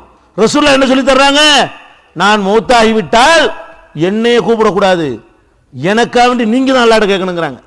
நம்ம யார், ரசூலுல்லாஹ் யாரு? ஏணி வச்சாலும் எட்டுமா? ரசூலுல்லாஹ்வுடைய தரஜாவும் நம்ம தரஜாவும் நெருங்க முடியுமா? அவ்வளவு பெரிய அந்தஸ்தில் உள்ள ரசூல் ஸல்லல்லாஹு அலைஹி வஸல்லம் அவர்கள் நான் மரணித்து விட்டால் என்னிடத்தில் துஆ செய்யுங்கள் என்று சொல்லல. என்ன சொல்லி தர்றாங்க, நான் மரணித்து விட்டால் எனக்காக வேண்டி நீங்க அல்லாஹ்ட்ட துஆ செய்யுங்க. அப்ப உசுரோட உள்ளவன் தான் துஆ செய்ய முடியும், இறந்தவருக்கு ஒன்றும் செய்ய முடியாது. எனக்காக வேண்டி நீங்க துஆ செய்யுங்கன்னு கற்றுத் தர்றாங்க. அதான் ஸலவாத். இந்த ஸலவாத்தை நாங்கள் சொல்ல வேண்டும் என்று சொல்கிறோம், தொழுகையில் சொல்கிறோம், ரசூல் ஸல்லல்லாஹு அலைஹி வஸல்லம் உடைய பெயரை கேட்டால் சொல்கிறோம், உங்களுக்கு சந்தர்ப்பம் கிடைக்கும் பொழுதெல்லாம் சொல்லுங்கள்னு சொல்றோம். ஆனால் இந்த பாங்கு சொல்றாங்கல்ல, பாங்குக்கு முன்னாடி என்ன செய்வாங்க, மோதினாரு அதுல போய் ஸலவாத்தை சொல்வார். இன்னல்லாஹு மலாயிகத்து யுஸல்லூன அலன் நபின்னு சொல்லிட்டு அல்லாஹும்ம ஸல்லி அலா முஹம்மதின் வ அலா ஆலிஹி சொல்லிவிட்டு அப்புறமே பாங்கு சொல்வார். இது தப்புன்னு நாங்க சொல்றோம். ஸலவாத்து தப்புன்னு சொல்லல, பாங்குக்கு முன்னாடி ஸலவாத்து சேர்க்கிறாங்கல்ல. சில ஊர்கள்ல சுப்ஹானல்லாஹி வல்ஹம்துலில்லாஹி சேர்ப்பாங்க, சில ஊர்கள்ல இன்னல்லாஹு மலாயிகத்துஹுன்னு ஒரு ஆயத்தை சேர்த்துக்குவாங்க, சில ஊர்கள்ல அல்லாஹும்ம ஸல்லி அலா முஹம்மதின் சேர்ப்பாங்க, சில ஊர்ல எல்லாத்தையுமே சேர்ப்பாங்க. பாங்கை விட அது அதிகமா இருக்கும். அவ்வளவையும் சேர்த்துவிட்டு அப்புறமேல் பாங்கு சொல்லுவாங்க. நாம என்ன கேட்கிறோம், நபிகள் நாயகம் ஸல்லல்லாஹு அலைஹி வஸல்லம் அவர்கள் ஒரு வணக்கத்தை இப்படித்தான் சொல்லித்தர வேண்டும் என்று நிர்ணயித்து விட்டால் அதுல கொண்டு எதையும் சேர்க்கக்கூடாது. பாங்கு என்பதனுடைய ஆரம்பம் எப்படி இருந்தது ரசூலுல்லாஹ் காலத்துல? பிலால் பாங்கு சொன்னார். ரசூல் ஸல்லல்லாஹு அலைஹி வஸல்லம் காலத்துல 3 முஅஜ்ஜின்கள் இருந்திருக்கிறார்கள். ஒரு பிலால் ரலியல்லாஹு அன்ஹு பாங்கு சொல்லி இருக்கிறார். அது மாதிரி அப்துல்லா இப்னு உம்மு மக்தூம் பாங்கு சொல்லி இருக்கிறார். அது மாதிரி அபு மஹ்தூரா என்ற சஹாபி பாங்கு சொல்லி இருக்கிறார். இவங்க எல்லாம் சொன்ன பாங்குடைய முதல் வாசகம் என்ன? அல்லாஹு அக்பர் அல்லாஹு அக்பர். பாங்குடைய கடைசி வாசகம் என்ன? லா இலாஹ இல்லல்லாஹ். இதுதான் ரசூலுல்லாஹ் காலத்தில் உள்ள பாங்காக இருந்தது. ரசூல் ஸல்லல்லாஹு அலைஹி வஸல்லம் பாங்குன்னு இப்படி சொல்லி தந்திருக்கும் போது நீங்க எதுக்கு பாங்குக்கு முன்னாடி இதெல்லாம் போட்டு சொல்றீங்க? அதனால ஸலவாத்தெல்லாம் சொல்லாதீங்க, வேற எதுவும் சொல்லாதீங்கன்னு சொல்றோம். உடனே என்ன பண்றாங்க பத்தியெல்லாம் ஸலவாத் சொல்ல வேணாங்கிறான். ஸலவாத்தை சொல்ல வேணான்னு சொன்னோம், அதுல ஏன்டா போய் சொல்ற? பாங்குன்னு ஒரு முறையை நான் கேட்கிறேன், ஸலவாத்து பெருசா குர்ஆன் ஓதுறது பெருசா? எதுங்க பெருசு? குர்ஆன் ஓதுறது பெருசு. ஸலவாத்தை விட குர்ஆன் ஓதுறது பெருசு. ஒரு ஆள் பாங்கு சொல்றதுக்கு போய் நின்றுக்கிட்டு யாசீன் வல் குர்ஆனில் ஹக்கீம் இன்னக லமினல் முர்சலீன் அலா சிராத்தின் முஸ்தகீம் அவளே யாசீனை ஓதி முடிச்சிட்டு பாங்கு சொல்றாரு. ஒத்துக்குறீங்களா? ஒத்துக்கிற மாட்டியா? ஏன்? அட உன்னை பாங்கு சொல்ல சொன்னா பாங்கு சொல்லுவே, யாசீன் இருக்கிறா ஓதுன, குர்ஆன் ஓத வேண்டாம் அப்படி சொல்ல முடியுமா? அப்ப இன்னொருத்த என்ன பண்றான், யாசீனுக்கு பதிலா பக்கரவ ஆரம்பிச்சா என்ன ஆகுறது? மகரிப் வக்து முடிஞ்சு போயிடும். யாசீனுக்கு பதிலா என்ன பண்றான் ஒருத்தன், அலிஃப் லாம் மீம் ஸாலிகல் கிதாபுல் அரபி அது ஓதி முடிச்சுட்டு அப்புறமே அல்லாஹ் அக்பர் இருக்கிறான், ஈசாவாயிரும். இது எதுக்கு? பாங்குன்னா பாங்கு சொல்லிட்டு போவியா? குர்ஆனை வெறுக்கிறதுக்காக சொல்ல வேணாங்கிறோம், அதுக்காக நாங்க சொல்லல. பாங்குன்னு ஒரு முறை, அதாவது அந்த நேரத்தில் அந்த முறைப்படி செய்யணும். அல்லாஹ்வுடைய ரசூல் ஒரு முறையில சொல்லி தந்தாங்கன்னு சொன்னா அந்த முறையில கொண்டு இஷ்டத்துக்கு சேர்க்க கூடாது. நீங்களா சும்மா ஸலவாத் சொல்லுங்க, பாங்குல கொண்டு எதுக்கு ஸலவாத்தை சேர்க்கறீங்க? இப்ப ஸலவாத் நல்லதுதான். ஒருத்தர் அல்லாஹ் அக்பர் தக்பீர் கட்டிக்கிட்டு அல்லாஹும்ம ஸல்லி அலா முஹம்மதின் வ அலா ஒத்துக்குறீங்களா? நீங்க ஸலவாத் நல்லது தானே, அங்க ஓதக்கூடாது, அது குர்ஆன் தான் ஓதணும். அத்தஹியாத்துல ஸலவாத் ஓதணும். அப்ப என்னென்ன இடத்துல என்னென்ன ஓதணும்னு இருக்கிறதோ அதை செய்யுங்கப்பா. எதுக்குப்பா பாங்குல போய் ஸலவாத்தை சொல்றீங்கன்னு கேட்டா உடனே ஸலவாத்து மறுக்கிறாங்க. ரசூலுல்லாஹ் பிடிக்காது இவங்களுக்கு. இது ஒரு வாதமா? அதே நேரத்தில் பாங்கு முடிஞ்சவனே ஸலவாத்து சொல்லணும், அது இல்லை நடைமுறையில். பத்தியில ஒரு சுன்னத்தை விட்டாங்க, பிதஅத்தை செய்யறாங்க.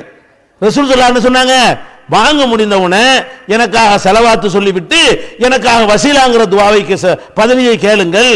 அப்ப பாங்கு லா இலாஹ இல்லல்லாஹ்ன்ற ஒரு ஸலவாத்து முடிக்கிறார்ல பாங்க, அப்ப நீங்க சொல்லணும் அல்லாஹும்ம ஸல்லி அலா முஹம்மதின் வ அலா ஆலி முஹம்மதின் கமா ஸல்லைத அலா இப்ராஹீம வ அலா ஆலி இப்ராஹீம் இன்னக ஹமீதுல் மஜீத் அல்லாஹும்ம ரப்ப ஹாதிஹி தாவத்தி தாமத்தி வ ஸலாத்தில் காயிமத்தி ஆதி முஹம்மதில் வஸீலத வ தரஜத ரஃபியான்னு சொல்லி அந்த துஆ ஓதணும். எத்தனை பேர் பாங்கு பிந்தி ஸலவாத்து சொன்னீங்க? பிந்தி ஸலவாத்து சொல்ற சுன்னத்து, முந்தி ஸலவாத்து சொல்ற நீங்களா உண்டாக்குனது. அப்ப ரசூலுல்லாஹ் எதை செய்ய சொன்னாங்களோ அதை செய்யுங்கப்பான்னு சொன்னா இதை மறுக்கிறோம்ல, உடனே ஸலவாத்தை மறுக்கிறாங்க, ஸலவாத்தை மறுக்கிறாங்க. ஸலவாத்து பிடிக்காது, ஸலவாத்து பிடிக்கான்னு எவன் சொன்னாலும் முஸ்லீமா இருக்க மாட்டான். ஏன்? ஸலவாத்து சொல்ல சொல்லி அல்லாஹ் உத்தரவு போடுறான், குர்ஆன்ல ஆர்டர் பண்றான். குர்ஆன் மறுத்தா முஸ்லீமா இருப்பானா? நாங்கள் ஒரு காலமும் ஸலவாத்து சொல்ல வேண்டாம் என்று சொல்லவில்லை. ஒரு குறிப்பிட்ட இபாதத்தில் சேர்க்காதீங்கிறோம். குறிப்பிட்ட இபாதத்தை ரசூலுல்லாஹ் சொல்லி தந்திருக்கும் பொழுது அதுல கொண்டே ஸலவாத்தையோ குர்ஆனையோ வேற எதையும் சேர்க்காதீங்க. அவங்க சொல்லி தந்தபடி செய்யுங்க. நீங்களா விரும்பி உட்கார்ந்துக்கிட்டு 1000 ஸலவாத்து கூட சொல்லுங்க.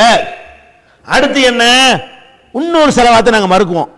ஸலவாத்து நாரியான்னு ஒன்று ஓதுவாங்க. என்னன்னு கேட்டா 4444 தடவை ஓதணுமா. அதை ஓதுனா பணக்காரன் ஆயிரலாமா அப்படின்னு ஒரு ஸலவாத்தை கண்டுபிடிச்சி இவங்களா கண்டுபிடிச்சி அல்லாஹும்ம சல்லி ஸலாத்தன் காமிலத்தன் சல்லிம் ஸலாமன் தாமன் அலா சை இப்படின்னு ஓதி அஜரத்தை கூட்டி கொண்டு ஓதுவாங்க. 4440 எங்க ஓதுறது? நாங்கள்லாம் என்ன பண்ணுவோம், மொச்சக்கொட்டை கொண்டக்கொள்ளை எண்ணி போட்டிருப்பாங்க. 4444 நாங்கள் அல்லாஹும்மன்னு ஒன்று எடுத்து வைப்போம், சல்லி ஒன்று எடுத்து வைப்போம். மொத்தத்துக்கு நான் ஒன்று எடுக்கணும். நாங்கள் பாட்டுக்கு எடுத்து ஒரு 300க்குள்ள 4000 ஓதி முடிச்சிருவோம். அப்போ இந்த மாதிரி ஒரு வியாபாரத்துக்காக ஒரு ஸலவாத்து ஓதுவாங்க. இதெல்லாம் எதுக்கு இப்போ அப்படி பண்ணுறீங்கன்னு கேட்குறோம். இதனால ரசூலுல்லாஹ் மதிக்கலாம் அர்த்தம், மீளாது வேணாங்கிறோம். ஏன்? அது நீனா உண்டாக்கிட்டது. ஸலவாத்து ஓத சொல்றோம், நீனா உண்டாக்கிக்கிட்ட பிதத்தை விடுன்னு சொல்றோம். ஸலவாத்து நாரியா வேணாங்கிறோம். அடுத்து என்ன சொல்றோம், மௌலிது வேணாங்கிறோம். இதை பிடிச்சிக்கிறோம். பத்தியா, மௌலிது பிடிக்காதுங்களுக்கு, ரசூலுல்லாஹ் பிடிக்காது, அதுக்கு தான் மௌலிது வேணாங்கிறோமா? மௌலிது ஏன் வேணாங்கிறோம்? மௌலிது ரசூலுல்லாஹ் காலத்தில் இல்லை. 200 வருஷத்துக்கு முந்தி உண்ட கண்டுபிடிப்பு, காசுக்காக கண்டுபிடிச்சது. காயல் பட்டிருந்த ஆளுக்கு உண்டாக்குனது மௌலிது. நீங்க ஓதுற மௌலிது இருக்க, யா நபி ஸலாம் அலைக்கும், யா ரசூல் ஸலாம் அலைக்கும்லாம், இதெல்லாம் அல்லாஹ்வோ ரசூலை உண்டாக்குனது இல்ல, சஹாபாக்கள் உண்டாக்குனது இல்ல, 4 இமாம் உண்டாக்குனது இல்ல. வருமானத்துக்காக வேண்டி இந்த அரபில ஒரு பாட்டை படிச்சு இதை ஓதுன்ட்டானோ, அவ்வளவுதான். இது மனுஷன் உண்டாக்குனது, 200 வருஷத்துக்கு முந்தி உண்டாக்குனது. உலகத்துல எல்லா நாடுகளிலும் முஸ்லீம்கள் இருக்கிறாங்க. நீங்க அரபு நாட்டுக்கு போறீங்கன்னு வைங்க, ஒரு மௌலிதுக்கு தமிழ் பெட்டியில வச்சு கொண்டு போனீங்கன்னு வைங்க, என்ன ஆகும்? பெட்டியை திறப்பானா, அதை பார்க்குவானா, அடப்பா என்னடா இது, என்னடா எழுதி வச்சுக்கிறீங்க, இவ்வளவு அபத்தமா இருக்குது, எடுத்துக்கிட்டு அங்கிட்டே போயிடுறியா, வீசிட்டு வரியான்னு கேட்பான். மௌலிதோடு அரபு நாட்டுக்கு நுழைய முடியுமா? சவுதி அரேபியாவிலையோ துபாயிலையோ குவைத்திலையோ மௌலிதுக்கு தவிர நுழைய முடியுமா? குவைத்தில் துபாயிலோட நுழைஞ்சிடலாம், சவுதியில் நுழைய முடியுமா? முடியாது. ஏன்? அவ்வளவு டேஞ்சர். குர்ஆனுக்கு மாத்தமான பொய், கப்சா, கட்டுக்கதை இவ்வளவு எழுதி வைத்ததான் எது? சுப்ஹான மௌலிதுங்கிறது, மொய்தீன் மௌலிதுங்கிறது எல்லாம் காசுக்கு உண்டாக்குனது. ரசூலுல்லாஹ் காலத்தில் இல்லாத ஒண்ணு எதுக்குப்பா வருமானத்துக்காக செய்றீங்க? இது ஒண்ணு நான் ஒண்ணு கேட்கிறேன். அல்லாஹ் ரசூலை புகழ்றதுக்கு தானே நீங்க சொல்றீங்க. அஜரத்தை கூட்டு போங்க வீட்டுக்கு, நல்ல மௌலிது ராகம் போட்டு ஓத சொல்லி மௌலிதுலாம் ஓதி முடிச்ச உடனே அஜரத்து சிதைவித்தனமா போயிட்டு வாங்க, அல்லாஹ் உங்களுக்கு நிறைய கூலி தருவான், அல்லாஹ் பரக்கத் செய்வான் அப்படின்னு சொல்லி கைமடை கொடுக்காம அனுப்புனேன்னு வைங்க. இப்ப என்ன ஆகும்? அடுத்த ஜும்மாவில் அஜரத்து மௌலிது ஓதக்கூடாதுன்றாரு. ஏன்? அப்ப எதுக்கு ஓதுற? நன்மை தானே, மறுமைக்கு தானே ஓதுற. மறுமைக்கு ஓதுற அந்த கொடுக்குற காசுக்கு தகுந்த மாதிரி எதுக்கு ஓதுற? மௌலிதுங்கிறது வருமானத்துக்காக செய்யறது நல்லா தெரியுது. இது ஒரு வியாபாரம், தீனை வியாபாரமாக்காதீங்க. அஜரத்து கஷ்டப்படுறாரு, பெட்டி கடை வச்சு கொடுங்க, சம்பாரிச்சிட்டு போறாரு, ஒரு சைக்கிள் கடை வச்சு கொடுங்க, அஜரத்தை நல்லா வைங்க, கண்ணியமா வைங்க. மார்க்கத்தை வியாபாரமாக்க விடாதீங்க. அஜரத்துமார்களை கஷ்டப்படுத்த வேண்டாம், அவங்க நல்லா இருக்கட்டும், அவங்களும் நேரத்தை ஒதுக்கி மார்க்கத்தை கடிச்சு சொல்லி தருவதற்காக அவங்களுக்கு இருக்கிறாங்க. அதே நேரத்தில் மார்க்கத்தை வியாபாரமாக்க நீங்க ஒத்துக்கிற கூடாது. மார்க்கத்தை பிளப்பு நடத்துவதற்காக வேண்டி இந்த மௌலிதை உண்டாக்கி வச்சிருக்கிறாங்க. இதை வேணான்றோமா? மௌலிது பிடிக்காதனா ரசூலுல்லாஹ் திட்டுறாங்க. ரசூலுல்லாஹ் இந்த காலத்துல திட்டணும், இதுதான் அடிப்படை. அடுத்த குற்றச்சாட்டு என்ன? இமாம்களை இவங்க திட்டுவாங்க. ஃபர்ஸ்ட் புதுசு புதுசா சொல்றாங்க. அடுத்த குற்றச்சாட்டு ரசூலுல்லாஹ் இவங்களுக்கு பிடிக்காதுங்கிறாங்க. நம்ம அளவுக்கு ரசூலுல்லாஹ் புகழக்கூடிய ஒரு ஜமாத்து இந்த தமிழ்நாட்டில் கிடையவே கிடையாது. எதுக்கத்தான் ரசூலுல்லாஹ், எதுக்கத்தான் ரசூலுல்லாஹ், எதுக்கத்தான் ரசூலுல்லாஹ் அப்படி பேசக்கூடிய ஜமாத்து நம்ம. எல்லாமே அல்லாஹ்வுடைய ரசூல் சொன்னது அப்படி பின்பற்றுங்க, அவங்க சொன்னதை தாண்டி யார் சொன்னாலும் கேட்காதீங்க, ரசூலுல்லாஹ்க்கா வாப்பா அம்மா ஊர் உலகத்திலும் கூட எழுத்து நில்லுங்கன்னு சொல்லக்கூடிய ஒரு ஜமாத்து நம்ம ஜமாத். அடுத்து என்ன? இமாம்களை திட்டுகிறார்கள். எதுக்கு சொல்றாங்க தெரியுமா? இந்த மதுஹப்னு ஒன்று உண்டாக்கி வச்சுக்கிறாங்க. சாபி மதுஹபா, ஹனபி மதுஹபு, மாலிகி மதுஹபு, ஹம்பலி மதுஹப்னு சொல்லி முஸ்லிம்களை 4 பிரிவா ஆக்கி இந்த 4ல தான் இருந்தாவணும் அப்படிங்கிறாங்க. நாம இது இல்லைங்கிறோம். ஏன் இல்லைங்கிறோம்? இந்த மதுஹப் ரசூலுல்லாஹ் காலத்தில் இல்லை. அபூபக்கர் எந்த மதுஹப் கேளுங்க, அபூபக்கர் சித்திக் இருந்தாங்கல்ல, அவங்க சாபியா ஹனபியான்னு கேளுங்க, அவங்க ஒன்றும் இல்லை. உமர் ரலியல்லாஹு அன்ஹு எந்த மதுஹப்? ஒரு மதுஹபும் இல்லை. உஸ்மான் எந்த மதுஹப்? ஒரு மதுஹபும் இல்லை. அலி எந்த மதுஹப்? ஒரு மதுஹபும் இல்லை. சஹாபாக்கள் எந்த மதுஹப்? யாரும் மதுஹபே கிடையாது. மதுஹப்னா என்ன? இந்த 4 இமாம்னு சொல்றாங்க. இவங்க எல்லாம் பின்னாடி வந்தவங்க, ரசூலுல்லாஹ் காலத்துக்கு பின்னாடி வந்தாங்க. எங்களை மாதிரி மார்க்கத்தை சொல்லியிருப்பாங்க. உடனே என்ன பண்றது? இவன் இவர் சொன்னதான் சரிங்கிறது, அவர் சொன்னதான் சரிங்கிறது, இப்படி உண்டானது மதுஹப். இந்த மதுஹப் என்பதெல்லாம் நம்ம பின்பற்ற அவசியம் கிடையாது. மார்க்கம்னு பின்பற்றுவதாக இருந்தால் குர்ஆன்ல உள்ளதை பின்பற்றணும், ரசூலுல்லாஹ் சொன்னதை பின்பற்றணும். ரசூலுல்லாஹ் சொன்னதை கூடங்க நம்ம ரெண்டா பிரிச்சு பின்பற்றோம். நல்லா கவனிக்கணும். அபு ஹனீஃபா இமாம் சொன்னதை பின்பற்றணும், ஷாஃபி சொன்னதை பின்பற்றணும்னு ஒரு வாதம் வைக்கிறாங்கல்ல, அது தவறுன்னு நீங்க புரிஞ்சுக்கிறதா இருந்தா ஒரு அடிப்படையை சொல்ற விளங்கிக்கிறங்க. இப்ப நபிகள் நாயகம் ஸல்லல்லாஹு அலைஹி வஸல்லம் வாழ்க்கையில ரெண்டு விதமான நிகழ்வுகள் அவங்கள்ட்ட இருந்து ஏற்படுது. ஒன்னு அல்லாஹ்வுடைய உத்தரவு பிரகாரம் வஹி அடிப்படையில் நடந்த நிகழ்வுகள், இன்னொன்னு மனுஷர் என்ற முறையில் அவங்கள்ட்ட ஏற்பட்ட நிகழ்வுகள். நம்ம எதை பின்பற்றுவது அவசியம் தெரியுமா? வணக்க வழிபாடுகளை மட்டும்தான் நீங்க பின்பற்றணும். இப்ப நபிகள் நாயகம் ஸல்லல்லாஹு அலைஹி வஸல்லம் ஒட்டகத்தில் போனாங்க. ஒட்டகத்தில் போற சுன்னத்துன்னு சொல்லுவீங்களா யாராவது? இப்ப நான் மெட்ராஸ்ல இருந்து ப்ரோக்ராம் வரணும், ஒட்டகத்தில் ஏறி தான் வரணுமா? ஒட்டகத்தில் ரசூலுல்லாஹ் போனாங்க, கார் பஸ்ல ஏறினது இல்ல. ஒட்டகத்தில் போற சுன்னத்துன்னு யாராவது சொல்லுவீங்களா? சொல்ல மாட்டாங்க. ரசூலுல்லாஹ் ஒட்டகத்தில் போனது நபி என்ற அடிப்படையில் போகல, நபி அவர்களுக்கு முந்தி அவங்க போனாங்க. ரசூலுல்லாஹ்வை எதிர்க்கக்கூடியவரும் ஒட்டகத்தில் போனாங்க. அந்த காலத்தில் நம்ம இருந்தா நம்மளும் ஒட்டகத்தில் போயிருப்போம். அப்ப ஒட்டகத்தில் போனது வஹி அடிப்படையில் இல்ல. ரசூலுல்லாஹ் கோதுமை ரொட்டி சாப்பிடாங்க, யாரும் சோறுலாம் திங்காது இனிமே. ரசூலுல்லாஹ் கோதுமை ரொட்டி தான் சாப்பிட்டாங்க, அதனால எல்லாரும் கோதுமை ரொட்டி சாப்பிடணும்னு சொல்ல முடியுமா? ரசூலுல்லாஹ் கோதுமை ரொட்டி சாப்பிட்டது நெசம், ஆனா அது சுன்னத்து கிடையாது. கோதுமை ரொட்டி ஏன் சாப்பிட்டாங்க? அந்த நாட்டில் அதான் கிடைச்சிச்சு. நபி அவருக்கு முந்தியும் சாப்பிட்டாங்க. ரசூலுல்லாஹ்வுடைய எதிரி அபூஜஹல் அதான் சாப்பிட்டான். ரசூலுல்லாஹ் தமிழ்நாட்டில் பிறந்தா சோறு தான் தின்றுப்பாங்க. அப்ப ஒரு உணவை எல்லாம் அவங்கவுங்க வாழ்கிற காலத்துக்கு தகுந்தவாறு முடிவெடுப்பாங்களே தவிர வஹீல முடிவெடுக்க மாட்டாங்க. அப்படி நம்ம பிரிக்கிறோமே, அப்ப எதை நம்ம பின்பற்றுவோம்? கையை ஒசத்துனாங்க, நெஞ்சில கட்டினாங்க, இதெல்லாம் வஹீல வர்றது. இதெல்லாம் அபூஜஹல் செய்யல, இதெல்லாம் நபி அவருக்கு முந்தி ரசூலுல்லாஹ் செய்யல. அப்ப நபி என்ற முறையில் அல்லாஹ்விடமிருந்து வந்த செய்தி இருக்கு பாருங்க, அதைத்தான் ரசூலுல்லாஹ் செஞ்சா கூட நம்ம பின்பற்றணும். அவங்க தனிப்பட்ட முறையில் செஞ்ச செயல்களை எல்லாம் பின்பற்ற அவசியம் கிடையாது. அப்படிப்பட்ட ஒரு மார்க்கத்தில் அபு ஹனீஃபா சொன்னார்னு சில பேர் பின்பற்றாங்க, ஷாஃபி சொன்னார்னு சில பேர் பின்பற்றாங்க, மாலிகி சொன்னார்னு சில பேர் பின்பற்றாங்க, ஹம்பலி சொன்னார்னு சில பேர் பின்பற்றினால் அது எப்படி மார்க்கமா ஆகும்? அல்லாஹ் திருமறை குர்ஆன்ல சொல்லி காட்டுகிறான், யௌம துகல்லபு உஜூஹுஹும் ஃபின்னார். மறுமை நாளையில சில முகங்களை போட்டு அல்லாஹ் பிரட்டுவானா நரகத்துல, சில மூஞ்ச போட்டு நரகத்துல பிரட்டுவானா. எதுக்கு பிரட்டுறான்? அவங்களே இதை சொல்றாங்க, ஏன் பிரட்டுறான்? யாலைத்தனா அதான் அல்லாஹ் வ அதான் ரசூலா. அல்லாஹ் சொன்னதை கேட்காம போயிட்டோமே, ரசூல் சொன்னதை நம்ம கேட்காம போயிட்டோமே. இன்ன அதானா சாதத்தனாவ குபரானா, எங்கள் தலைவர்களுக்கும் பெரியார்களுக்கு நாங்கள் கட்டுப்பட்டோமே. அலலுன சபீலா, எங்களுக்கு எடுத்து விட்டாங்களே. நரகத்தில் சில ஆட்களை போட்டு புரட்டும் போது புரட்டப்படுறான், அவன் சொல்லுவானா? எப்படி சொல்லுவான்? நம்ம வாட்டுக்கு அல்லாஹ் ரசூல் கேட்காம போயிட்டோமே, அந்த பெரியார் சொன்னார், இந்த இமாம் சொன்னார், இந்த மௌலானா சொன்னார்னு சொல்லி கேட்டுக்க நாசமா போயிட்டோமே என்று அவர்கள் நாளைக்கு புலம்புவார்கள். அப்ப நம்ம என்ன விளங்கணும்? மார்க்கம் எதையாவது செய்யறதா இருந்தா குர்ஆன்ல இருந்தா தான் நீங்க செய்யணும், ரசூலுல்லாஹ் செஞ்சா தான் செய்யணும். அபூ ஹனீஃபா செஞ்சார் நீங்க செஞ்சீங்கன்னு வைங்க, நரகத்தில் புரட்டப்படுவீங்க. ஷாஃபி செஞ்சார்னு சொல்லி செஞ்சீங்கன்னு வைங்க, நரகத்தில் புரட்டப்படுவீங்க. எங்க இமாம் செஞ்சார்னு செஞ்சீங்கன்னு வைங்க, நரகத்தில் புரட்டப்படுவீங்க. அல்லாஹ் சொன்னான்ங்கிறதுக்கு செஞ்சால் புரட்டப்பட மாட்டீங்க, அல்லாஹ்வுடைய ரசூல் சொன்னார்கள் என்பதற்காக செய்தால் புரட்டப்பட மாட்டீர்கள். இதைத்தான் நாங்க சொல்றோமே தவிர அபூ ஹனீஃபாவை திட்டினமா, ஷாஃபி திட்டினமா, மாலிக் இமாம் திட்டினமா? இமாம்களை எல்லாம் திட்டல, இமாம்களை இப்படி சொல்லவில்லை. எப்படி சொல்லல? நாங்க என்ன சொன்னாலும் கேளுங்கன்னு அவங்க சொல்லவே இல்லை. குர்ஆன்ல உள்ளது அப்படி நடங்க, நபிகள் நாயகம் சொன்னபடி நடங்கன்னு தான் அந்த இமாம்களும் பிரச்சாரம் பண்ணாங்க. அதை தூக்கி விட்டு நீங்களா உண்டாக்கிட்டீங்க மதுஹபு. இதான் மேட்டரை தவிர எந்த இமாம்களையும் நாங்கள் திட்டலை. இன்னும் சொல்ல போனால் மதுஹபுடைய கித்தாபுல இப்போ எழுதப்பட்ட சட்டம் இருக்க, அதெல்லாம் இமாம்களுக்கு சம்பந்தம் இல்லாது. ஹனஃபி சட்டம்ங்கிறாங்க. அபு ஹனீஃபா இமாம் ஹிஜ்ரி 80 பிறக்கிறாருங்க. ஹனஃபியுடைய இமாமுடைய பேர் என்ன? Abu Hanifa. அவர் பிறப்பு ஹிஜ்ரி 80. ஹிஜ்ரி 80னா ரசூலுல்லாஹ் மௌத்தா போய் 70 வருஷத்துக்கு பின்னாடி அவர் பிறக்கிறார். ஹிஜ்ரி 80 பிறக்கிறார், 150 மௌத்தா போயிடுறார். அப்ப அந்த காலத்தில் எழுதப்பட்ட கித்தாபை தானே வச்சிருக்கணும். ஹனபி கித்தாப்னு வச்சுக்கிறாங்களே, இந்த கித்தாப்லாம் யார் எழுதுனதுன்னு போய் கேளுங்க. அபு ஹனீஃபா எழுதுனதானே கேளுங்களேன். இல்ல, யார் எழுதுனது? 400 வருஷத்துக்கு முந்தைய எழுதுனது எல்லாமே. இந்த ஹனபி கித்தாப், துருல் முக்தார், கன்ஸ் இப்படி சொல்றாங்களே, இதெல்லாம் எப்ப எழுதுனுங்கிறீங்க?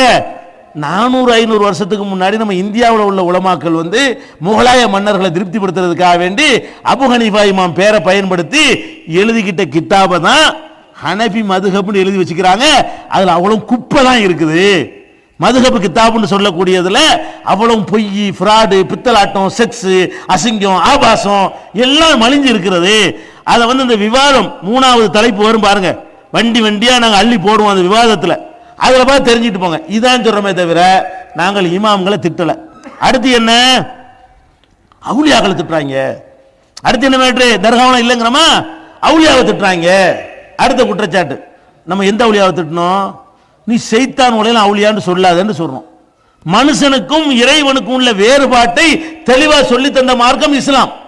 உலகத்தில் எல்லாரும் இறைவனை சொல்றாங்க, இஸ்லாம் எப்படி சொல்லி தருது, மனிதன் ஒரு காலத்திலும் இறைத்தன்மை அடையவே முடியாது. இஸ்லாம் அளவுக்கு எந்த மார்க்கும் இப்படி சொன்னது கிடையாது. எவ்வளவு பெரிய மகானா இருந்தாலும் சரி, அவர் தவமே செஞ்சாலும் சரி, அவர் முழுக்க முழுக்க வாழ்க்கை அர்ப்பணிச்சாலும் சரி, அல்லாஹ்வுடைய தூதராகவே இருந்தாலும் சரி, மனிதன் என்பவன் ஒரு காலத்திலும் அல்லாஹ்வுடைய தன்மை அடையவே முடியாது. இப்படி சொல்லக்கூடிய மார்க்கம் இஸ்லாம். எந்த நபி ஆனாலும் எந்த மகானா இருந்தாலும் அல்லாஹ்வுக்கு முன்னாடி அடிமையாகத்தான் வந்து நிற்க வேண்டும். அல்லாஹ் சொல்லி காட்டுறான், இன் குல்லு மம்பி சமாவாத்தி வல்லர் இல்லா ஆத்தியர் ரஹ்மானே அபுதா. வானம் பூமியில் உள்ள யாராக இருந்தாலும் ரஹ்மானாகிய என்னிடத்தில் அடிமைகளாகத்தான் வந்து நிற்க வேண்டும். அங்க வந்துட்டு நான் ரசூல் அதெல்லாம் பேச இயலாது, எல்லாம் அடிமைன்னு அல்லாஹ் சொல்லி காட்டுகிறான். உலகத்தில் உள்ள எந்த ஒரு அதிகாரத்தையும் எந்த ரசூலுக்கும் எந்த நபிக்கும் அல்லாஹ் கொடுக்கலங்கிறான். அதையெல்லாம் நீங்க அவுலியான்னு சொல்லி கட்டுக்கதை பண்ணி அவங்களுக்கு கொடுத்ததா சொல்றீங்களே, அதை நாங்கள் மறுக்கிறோம். நபிகள் நாயகம் ஸல்லல்லாஹு அலைஹி வஸல்லம் அவர்கள் உஹது போர்ல பல்லு உடைக்கப்படுது, வாளால் அப்படி வெட்டப்படுது, வாய் ரெண்டா கிழியுது, ரத்தம் கொட்டுது, மூர்ச்சையாய் கீழே விழுந்து விடுகிறார்கள், மௌத்தாயிட்டாங்கன்னு வதந்தி பரவுது, அவ்வளவு பெரிய ரத்த சேதம். அந்த நேரத்தில் வேதனை பொறுக்க முடியாம நபிகள் நாயகம் ஸல்லல்லாஹு அலைஹி வஸல்லம் அவர்கள் ஒரு வார்த்தையை சொன்னார்கள். எந்த நேரத்தில், இந்த வலி பொறுக்க முடியாம ஒரு வார்த்தை என்ன சொன்னாங்க, ஒரு நபியுடைய மூஞ்சில ரத்த சாயம் பூசி விட்டார்களே, நான் ஒரு நபி, ஏன் மூஞ்சில இந்த மாதிரி வெட்டு காயத்தை ஏற்படுத்தினாங்களே பாவிகள், இவங்க எப்படி வெற்றி பெறுவார்கள், இந்த வார்த்தையை சொல்றாங்க. இது வேதனையில கோபத்துல எல்லாரும் சொல்லக்கூடிய ஒரு, நீங்க கூட சொல்லிடுவீங்க, நான் கூட சொல்லிடுவேன், என்னை எப்படி வெட்டிட்டான்னு வைங்களேன், என்னை வெட்டினா நீ உருப்படுவியா கேட்டு விடுவோம். ஆனா அல்லாஹ்வுடைய ரசூல் இதை சொன்ன உடனே அல்லாஹ் எதை பார்க்கல, ஒரு வேதனைப்படுறார, பாவம் ரத்தம் ஓடுத, வேதனை தாங்க முடியாம தானே இந்த வார்த்தையை சொன்னாரு என்று அல்லாஹ் பார்க்கல. அல்லாஹ் எப்படி பார்க்கறான், ஓ உங்களை வெட்டிட்டா அவன் வெற்றி பெற முடியாதோ, டிசைட் நீங்க பண்ண போறீங்களோ அல்லாஹ் கேட்கறான். அதான் என்னை வெட்டியவர்கள் எப்படி வெற்றி பெறுவார்கள்ங்கறாங்க ரசூல் ஸல்லல்லாஹு அலைஹி வஸல்லம். ஒரு நபியுடைய மூஞ்சியில் ரத்த சாயத்தை ஏற்படுத்தி விட்டார்களே, இவர்கள் எப்படி வெற்றி பெறுவார்கள் என்ன அர்த்தம், நபி மேல கைய வச்சா அவன் அவுட் அப்படின்னு ஜட்ஜ்மெண்ட் பண்றீங்களா அல்லாஹ் கேட்கறான். லைஸ லக மினல் அம்ரி ஷைஉன், நபியே அதிகாரத்தில் உமக்கு எந்த பங்கும் கிடையாது. யா அல்லாஹ் அவங்களுக்கு தோல்வி கூட என்கிட்ட கேளு, துஆ செய்யலாம், பிரார்த்தனை செய்யலாம், முடிவு எப்படி செய்யலாம் அல்லாஹ் கேட்கறான். உங்களுக்கு ரத்த காயம் ஏற்படுத்தினா அவுட் ஆயிருவானா, நான் நினைச்சா உங்களை வெட்டினவனுக்கு வெற்றியை தருவேன் இந்த உலகத்தில், நான் நினைச்சா உங்களுக்கு தோல்வியை தருவேன், அது முடிவு நான் செய்யணுமா நீங்க செய்யணுமாங்கிறான் அல்லாஹ். அப்ப நபிகள் நாயகம் ஸல்லல்லாஹு அலைஹி வஸல்லம் அவர்கள் தங்களுக்கு ஏற்பட்ட பெரிய வேதனையில தாங்க முடியாமல் இவங்க உருப்படவே மாட்டாங்கன்னு சொல்றாங்களே, அந்த வார்த்தையை அல்லாஹ் பொறுத்து கொள்ளல என்று சொன்னா, அவுலியா வந்து பிள்ளைய தருவாராம், அதை கொடுத்துட்டான் அல்லாஹ், அவர் ரிஸ்க் தருவாராம், அவர் நோயை தீக்குவாராம், அவர் நம்ம கஷ்டத்தை எல்லாம் போக்குவாராம், அவர் முசீபத்தை எல்லாம், என்னங்க இது அல்லாஹ்வுடைய ரசூலு கொடுக்காத ஒன்றை இவருக்கெல்லாம் கொடுத்துருவா, நம்புறீங்களா, இது இஸ்லாமான்னு கேட்கிறோம். இது அவுலியாவை திட்டுறதுங்கிறான். ரசூலுல்லாஹ் கொடுக்காத அதிகாரத்தை ஏன்டா நீ அடுத்த ஆளு கொடுக்குறேன்னு கேட்டா திட்டுறதுன்னு அர்த்தமா? நபிகள் நாயகம் ஸல்லல்லாஹு அலைஹி வஸல்லம் அவர்கள் இது மாதிரி பல சந்தர்ப்பங்கள்ல பல அவங்களுடைய பெரிய வாப்பா அபூ தாலிப் ரொம்ப உதவி செஞ்சவர், இஸ்லாமிய பிரச்சாரத்திற்கு அதிக உறுதுணையா நின்றாரு. அவர் தான் கல்யாணம் பண்ணி வச்சாரு, அவர் தான் ரசூலுல்லாஹ் வளர்த்தாரு, அவர் தான் வியாபாரத்தை கத்து கொடுத்தாரு, அவர் வீட்டில் ரசூலுல்லாஹ் வளர்ந்தாங்க. இப்படி எல்லாம் உறுதுணையா நின்றவர் ரசூலுல்லாஹ்வுடைய பெரிய தகப்பனார் அபூ தாலிப். இறை தூதர் என்று அறிவித்த பிறகு ரசூலுல்லாஹ் மேல கை வைக்கிறதுக்கு பயந்தாங்க. ஏன்? அபூ தாலிபுக்கு பயந்துகிட்டு.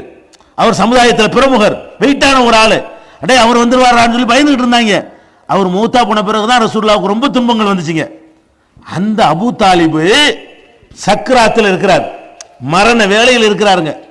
அப்ப நபிகள் நாயகம் ஸல்லல்லாஹு அலைஹி வஸல்லம் போய் அவருக்கு சொல்றாங்க, பெரிய தகப்பனாரே, எவ்வளோ ஹெல்ப்லாம் பண்ணுனீங்க, ரொம்ப எனக்கு உதவிலாம் செஞ்சீங்க, ஆனா மறுமையில் நீங்க வெற்றி பெற முடியாத, நீங்க வெற்றி பெறுவதாக இருந்தால் ஒரு வார்த்தை இருக்கு, அதை சொல்லிவிடுங்க, லா இலாஹ இல்லல்லாஹ் சொல்லிவிடுங்க, வணக்கத்துக்குரியவன் அல்லாஹ்வை தவிர யாரும் இல்லைன்னு ஒத்துக்குறீங்க, உங்களுக்காக நான் அல்லாஹ்ட்ட பரிந்து பேசுறேன் அப்படியெல்லாம் ரசூலுல்லாஹ் சொல்றாங்க.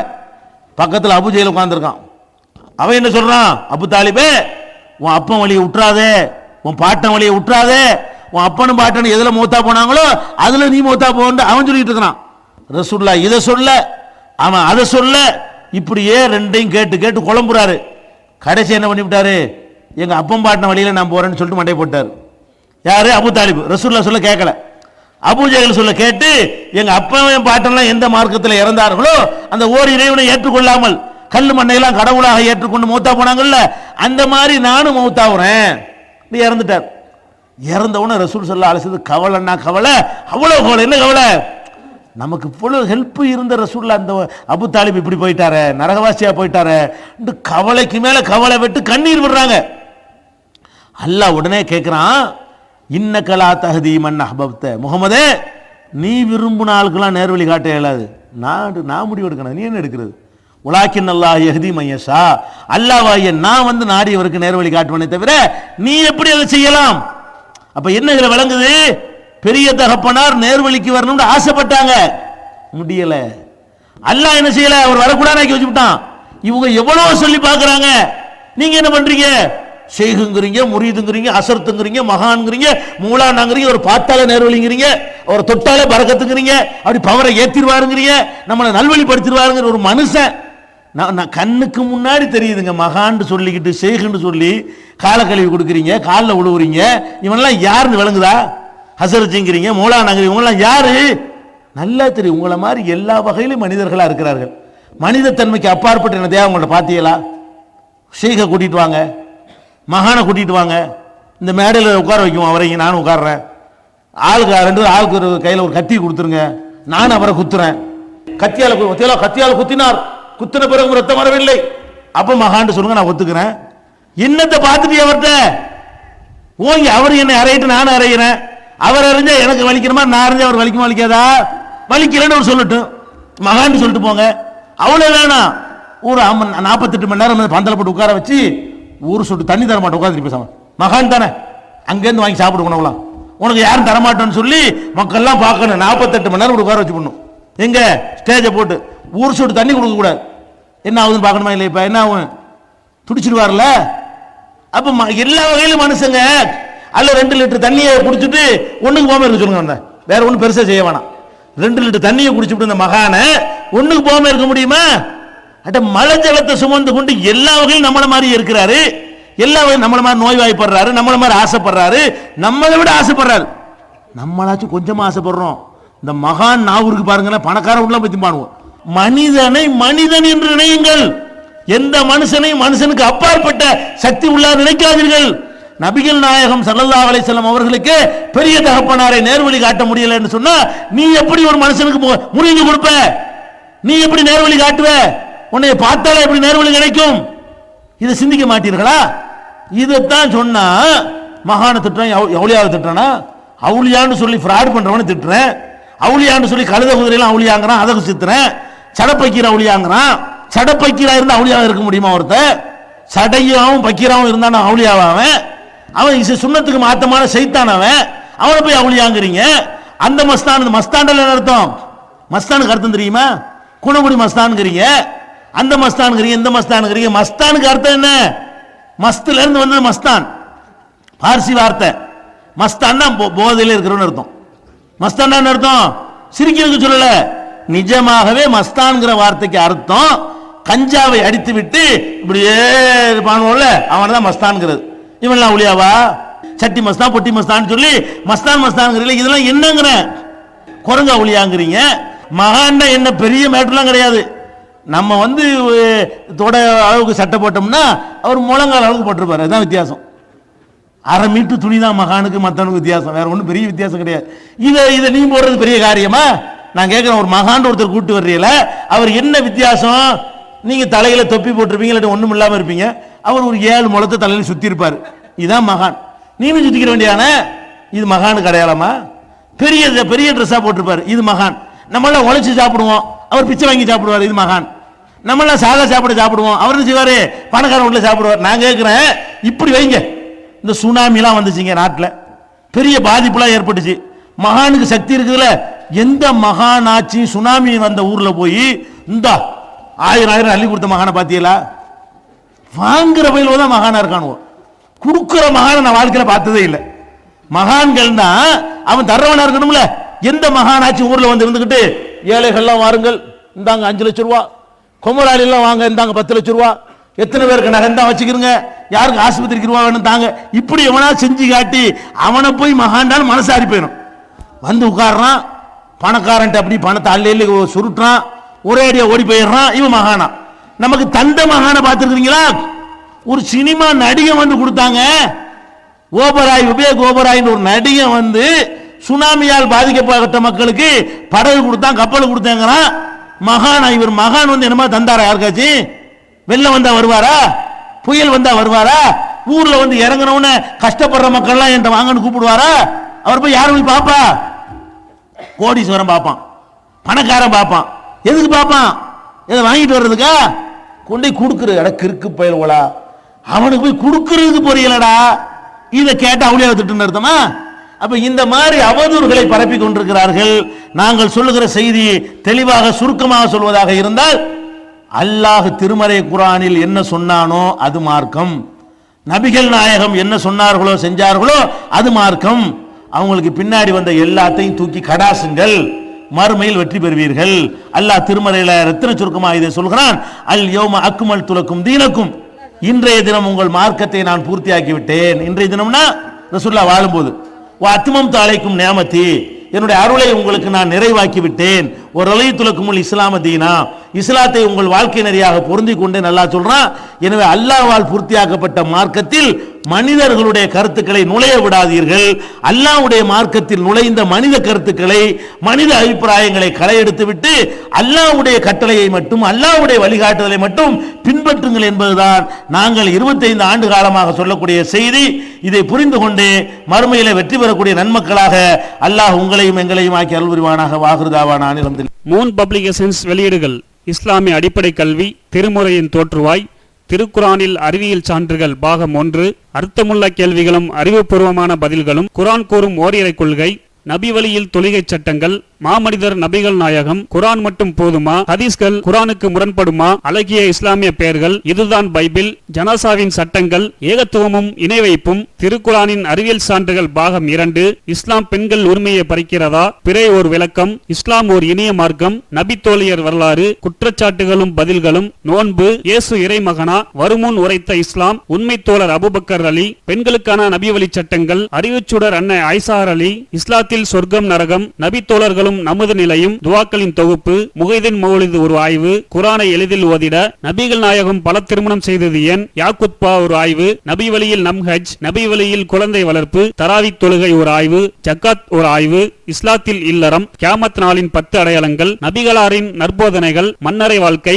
பைபிளில் நபிகள் நாயகம், இஸ்லாத்தின் பார்வையில் பில்லி சூனியம், தர்கா வழிபாடு, நபிகளாரின் இறுதி நாட்கள், இஸ்லாமிய கொள்கை, சரியான ஹதீஸ்களும் தவறான ஹதீஸ்களும், சந்திக்கும் வேளையில் கொள்கை விளக்கம், பேய் பிசாசு உண்டா, கற்பனை கதைகள், நவீன பிரச்சனைகளும் தீர்வுகளும், தப்லிக் தாகலிம் தொகுப்பு, சுபகானா மௌலிது ஒரு ஆய்வு, மனிதனுக்கேற்ற மார்க்கம், நேர்ச்சையும் சத்தியமும், மனனம் செய்வோம், விளக்கப்பட்ட உணவுகள், அர்த்தமுல்லா இஸ்லாம், குர்பானியின் சட்டங்கள், தொழுகை, இஸ்லாத்தின் பார்வையில் கனவுகள், இஸ்லாமிய திருமணம், இரவனிடம் கையேந்துங்கள், மீராஜும் அதன் படிப்பினைகளும், வேதம் கொடுக்கப்பட்டோர் யார், மற்றும் prophet Mohammed the greatest man மற்றும் TNTJ மார்க்க அறிஞர்கள் உரையாற்றிய CD டிவிடிகள் கிடைக்கும் இடம் மூன் பப்ளிகேஷன் 83/3 மூர்தரு முதல் மாடி மண்ணடி சென்னை 1. Phone number 6569